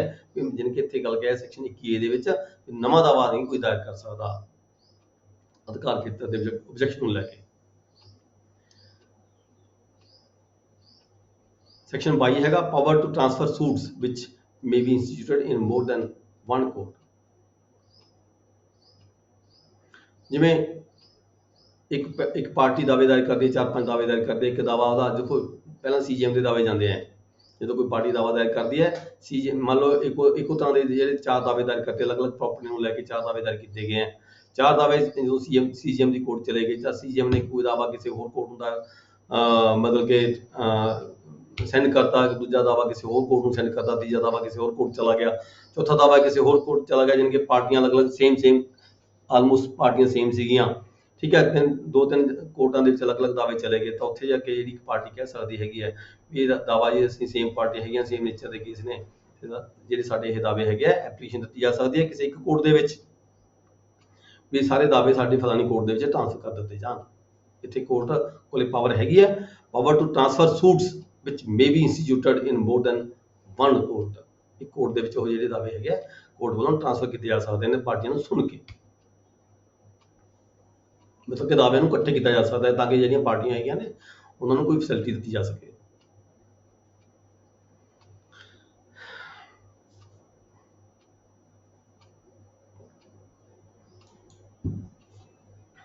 नेक्स्ट की है section 23 to what court application lies. ਇਦਾਂ ਦੀ ਕੁਝ ਦਾਅਵਿਆਂ ਨੂੰ ਟ੍ਰਾਂਸਫਰ ਕਰਨ ਦੀ ਖਾਤਰ ਜਿਹੜੀ ਐਪਲੀਕੇਸ਼ਨ ਹੈ ਕਿੱਥੇ to what court application lies, ਜਿਹੜੀ ਐਪਲੀਕੇਸ਼ਨ ਹੈ ਉਹ ਦਾਇਰ ਕਿੱਥੇ ਹੋਏਗੀ, ਦਾਅਵੇ ਨੂੰ ਇਕੱਠੇ ਕਰਾਉਣ ਦੀ ਖਾਤਰ ਜਾਂ ਟ੍ਰਾਂਸਫਰ ਕਰਾਉਣ ਦੀ ਖਾਤਰ ਜਿਹੜੀ ਅਰਜ਼ੀ ਹੈ ਉਹ ਕਿੱਥੇ ਦਿੱਤੀ ਜਾ ਸਕਦੀ ਹੈ। Where the several courts having jurisdiction are subordinate to the same appellate court, ਜਿਹਦਾ ਸੇਮ ਹੈ ਉਹਨਾਂ ਦੀ ਅਪੀਲੈਂਟ ਕੋਰਟ ਇੱਕੋ ਹੀ ਹੈ। ਜਿਵੇਂ ਕਿ ਬਟਾਲੇ ਦਾਅਵੇ ਦਾਇਰ ਹੋਏ ਤਿੰਨ ਅਲੱਗ-ਅਲੱਗ ਕੋਰਟਾਂ ਹੈਗੀਆਂ, ਉਹਨਾਂ ਦੀ ਅਪੀਲੈਂਟ ਕੋਰਟ ਸੈਸ਼ਨ ਕੋਰਟ ਇੱਕੋ ਹੀ ਹੈ। ਠੀਕ ਹੈ, ਫਿਰ ਇਦਾਂ ਦੀ ਐਪਲੀਕੇਸ਼ਨ ਜਿਹੜੀ ਹੈਗੀ ਸੈਸ਼ਨ ਕੋਰਟ ਦਿੱਤੀ ਜਾਏਗੀ। ਸੈਸ਼ਨ ਕੋਰਟ ਫਿਰ ਉਹਨਾਂ ਨੂੰ ਜਿਹੜੇ ਦਾਅਵਿਆਂ ਨੂੰ ਕਿਤੇ ਟ੍ਰਾਂਸਫਰ ਕਰਕੇ ਇੱਕ ਕੋਰਟ 'ਚ ਭੇਜ ਦੇਗੀ, ਜਿੱਥੇ ਕੋਈ ਪਹਿਲਾਂ ਦਾਅਵਾ ਚੱਲ ਰਿਹਾ ਹੈ ਉਹਦੀ ਥਾਂ ਤੇ ਬਾਕੀ ਜਿਹੜੇ ਦਾਅਵੇ ਆ ਉਹਦੇ ਵਿੱਚ ਉੱਥੇ ਇਕੱਠੇ ਕਰ ਦਿੱਤੇ ਜਾਂਦੇ ਆ। ਸਬਸੈਕਸ਼ਨ 2 ਦੇ ਵਿੱਚ ਕਿਹਾ ਗਿਆ ਡਿਫਰੈਂਟ ਅਪੀਲੈਂਟ ਕੋਰਟਾਂ ਨੇ, ਜੇਕਰ ਅਪੀਲੈਂਟ ਕੋਰਟਾਂ ਡਿਫਰੈਂਟ ਹੈਗੀਆਂ ਨੇ ਜਿੱਥੇ ਦਾਅਵੇ ਦਾਇਰ ਹੋਏ ਨੇ, ਤਾਂ ਜਿਹੜੀ ਐਪਲੀਕੇਸ਼ਨ ਹੈ ਉਹ ਹਾਈ ਕੋਰਟ ਦਾਇਰ ਕੀਤੀ ਜਾ ਸਕਦੀ ਹੈ। ਠੀਕ ਹੈ ਜੀ, where such courts are subordinate to different high courts the application shall be made to the high court within the local limits of whose jurisdiction the court in which suit is brought to situate. Next is section 24 general power of transfer and withdrawal। ਕਿਸੇ ਵੀ ਮੁਕੱਦਮੇ ਨੂੰ ਲੈ ਕੇ general rule ਬਣੇ ਹੋਏ ਹੈਗੇ ਆ ਵੀ ਕੋਈ party ਨੂੰ ਕਿਸੇ ਨੂੰ ਇਤਰਾਜ਼ ਹੈ ਹੋ ਰਿਹਾ ਵੀ ਇੱਥੇ ਮੁਕੱਦਮਾ ਇਸ ਕੋਰਟ 'ਚ ਨਹੀਂ ਚੱਲਣਾ ਚਾਹੀਦਾ। ਠੀਕ ਹੈ, ਤੇ ਇਹ ਰੀਜ਼ਨ ਮੇ ਵੀ ਕੋਈ ਵੀ ਹੋ ਸਕਦਾ ਹੈ।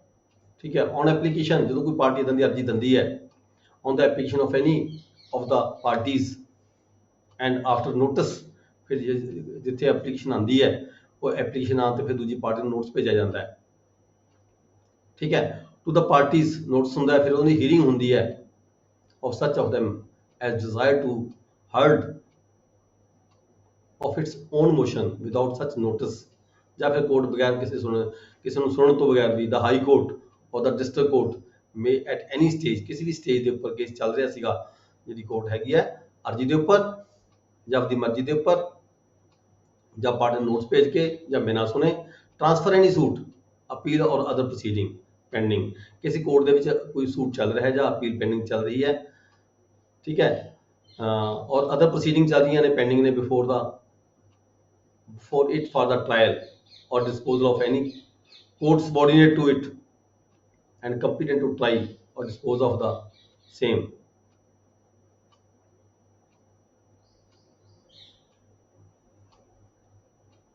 ट्रांसफर कर सकते कोर्ट, विड्रॉ भी की जा सकती है इसी तरीके नाल। जे ट्रांसफर कर सकते केस नूं तां बी क्लॉज कहा गया विड्रॉ करके withdraw any suit appeal or proceeding pending in any court subordinate to try or dispose the same, खुद आप भी उसका फैसला कर सकते कोर्ट। ठीक है जी, ਜਾਂ ਫਿਰ ਉਹਨੂੰ ट्रांसफर करके किसी होर कोर्ट 'ਚ ਭੇਜਿਆ ਜਾ ਸਕਦਾ ਹੈ। Transfer the same for the trial, dispose of the same. Retransfer ਜੇ ਕਿਤੇ ट्रांसफर कर ਦਿੱਤਾ ਫਿਰ रीट्रांसफर करके किਤੇ ਹੋਰ ਵੀ ਭੇਜਿਆ ਜਾ ਸਕਦਾ ਹੈ। ਕਿਸੇ ਪਾਰਟੀ ਦਾ ਆਬਜੈਕਸ਼ਨ ਹੈ, ਜੇ ਜਨਰਲ ਆਬਜੈਕਸ਼ਨ ਹੈ ਤਾਂ ਫਿਰ रीट्रांसफर ਕੀਤਾ ਜਾ ਸਕਦਾ ਹੈ, ਵਿਡਰੋ ਵੀ ਕੀਤਾ ਜਾ ਸਕਦਾ ਕੇਸ ਨੂੰ। Where any suit or proceeding has been transferred withdrawn under subsection 1 the court is thereafter to try dispose of, ਤਾਂ ਉਹਦੇ ਤੇ ਕੀ ਹੋਏਗਾ ਨਾਲ ਡਾਇਰੈਕਸ਼ਨ ਦਿੱਤੀ ਜਾਏਗੀ ਕੋਰਟ ਵੱਲੋਂ ਵੀ ਕੀ ਇਸ ਕੇਸ ਨੂੰ ਜਿਹੜਾ ਹੈਗਾ ਤੁਸੀਂ ਇਸੇ ਸਟੇਜ ਤੇ ਸੁਣਨਾ ਹੈ ਜਿਸ ਸਟੇਜ ਤੇ ਚੱਲ ਰਿਹਾ ਸੀ, ਜਾਂ ਫਿਰ ਤੁਸੀਂ ਇਸ ਕੇਸ ਨੂੰ ਨਵੇਂ ਸਿਰੇ ਤੋਂ ਸੁਣਨਾ ਹੈ। ਇਹ ਐਜ਼ ਪਰ ਦਾ ਡਾਇਰੈਕਸ਼ਨ ਜਿਹੜੀ ਕੋਰਟ ਦੇ ਵਿੱਚ ਕੇਸ ਟ੍ਰਾਂਸਫਰ ਹੋ ਕੇ ਗਿਆ ਉਸ ਕੋਰਟ ਨੇ as per the direction of the higher court ਦੇ ਆਧਾਰ ਤੇ ਹੀ ਜਿਹੜਾ ਕੇਸ ਹੈ ਫਰਦਰ ਅੱਗੇ ਉਹਦੀ ਸੁਣਵਾਈ ਕਰਨੀ ਹੈ।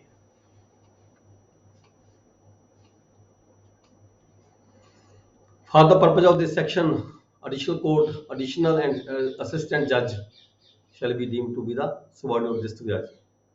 District ਜਿਹੜਾ addition session judge ਹੈ, assistant session judge ਹੈਗੇ ਆ, ਮਤਲਬ ਉਹਨੂੰ district ਜਿਹੜੀ ਕੋਰਟ ਹੈਗੀ ਉਹਦੇ subordinate ਕਿਹਾ ਜਾਂਦਾ ਹੈਗਾ। Proceeding includes execution ਹੋਵੇ ਚਾਹੇ proceeding ਹੋਵੇ, ਉਹ ਜੇ execution ਚੱਲ ਰਹੀ ਕਿਸੇ ਡਿਗਰੀ ਦੀ ਤਾਂ ਉਹਨੂੰ ਵੀ ਅਸੀਂ proceeding ਦੀ ਪ੍ਰੋਵਾਈਡ ਦੇ ਸਕਦੇ ਹਾਂ। The court try any suit transferred or withdrawn under the section from a court of small cause, ਇਸ ਸਮਾਲ ਕਾਜ਼ ਨੂੰ ਛੱਡ ਦੋ, ਇਹ ਕੇਸ ਨਹੀਂ ਆਉਂਦੇ ਹੈਗੇ। ਇਹ suit or proceeding by any transfer under this section, ਮਤਲਬ ਕਿ ਜਿਸ ਕੋਰਟ ਦੇ ਵਿੱਚ ਇਹ ਕੇਸ ਟ੍ਰਾਂਸਫਰ ਕਰਨਾ ਹੈ ਉਸ ਕੋਰਟ ਦੇ ਵਿੱਚ ਜਿਹੜੀ ਹੈਗੀ ਹੈ ਉਹਨੂੰ ਜਿਹੜੀ ਜੁਰਿਸਡਿਕਸ਼ਨ ਉਹਦੀ ਹੋਣੀ ਚਾਹੀਦੀ ਹੈ। ठीक है जी, अज की क्लास आप इत्थे बंद करांगे। सैक्शन 24 तक हो गया। सबने अपने अपने ऑफिस जाना होगा। वर्किंग डे छुट्टी है जी हाँ, किसी कोई क्वेश्चन कर सकता है जी। समझ आ रहा जी साਰਿਆਂ ਨੂੰ? ਇਹ ਤੁਹਾਡੇ ਰੂਟੀਨ ਚ ਕੰਮਾਂ ਵਾਲਾ ਜਿਹੜਾ ਹੈਗੀ ਬੁੱਕ ਹੈਗੀ ਹੈ ਸਿਵਲ ਪ੍ਰੋਸੀਜਰ ਕੋਡ। ਮੈਕਸਿਮਮ ਕੰਮ ਅਸੀਂ ਜਿਹੜੇ ਇਸ ਬੁੱਕ ਦੇ ਅਧਿਕਾਰ ਖੇਤਰ ਚ ਹੀ ਕਰਦੇ ਹਾਂ। ਦੇਖੋ ਜਿੰਨੀ ਵੀ ਸਾਡੇ ਕੋਲੇ ਕੋਰਟਾਂ ਦੀਆਂ ਡਿਗਰੀਆਂ ਆਉਂਦੀਆਂ ਨੇ, ਜੱਜਮੈਂਟਸ ਆਉਂਦੀਆਂ ਨੇ, ਤੁਹਾਡੇ ਕੋਲੇ ਸੈਕਸ਼ਨ 39 ਦੇ ਅਧੀਨ ਆਉਂਦੇ ਨੇ ਡਿਗਰੀਆਂ, ਠੀਕ ਹੈ, ਸੈਕਸ਼ਨ 38 ਦੇ ਅਧੀਨ ਆਉਂਦੀਆਂ ਨੇ, ਅਪੀਲਾਂ ਆਉਂਦੀਆਂ ਨੇ, ਸਟੇ ਆਉਂਦੀਆਂ ਨੇ, ਉਹ ਸਾਰੀਆਂ ਇਸੇ ਬੁੱਕ ਦੇ ਅਧੀਨ ਤੁਹਾਡੇ ਕੋਲ ਅਸੀਂ ਆਪਾਂ ਕਾਰਵਾਈਆਂ ਕਰਦੇ ਹਾਂ। ਸਟੇਆਂ ਦੇ ਆਰਡਰ ਪਾਉਂਦੇ ਹਾਂ, ਇੰਜੈਕਸ਼ਨਸ ਆਉਂਦੇ ਆ ਸਾਡੇ ਪਾਸ।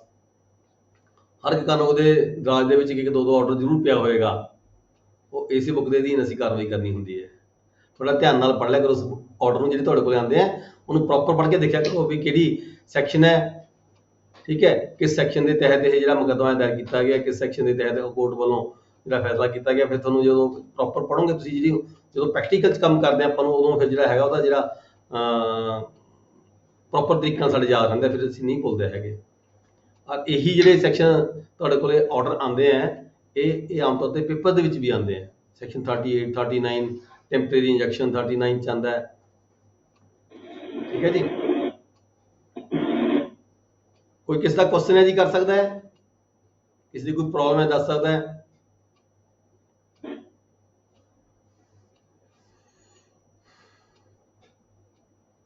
हाँ जी रोशन सिंह जी, ठीक है कम, एनी प्रॉब्लम? गौतम जी,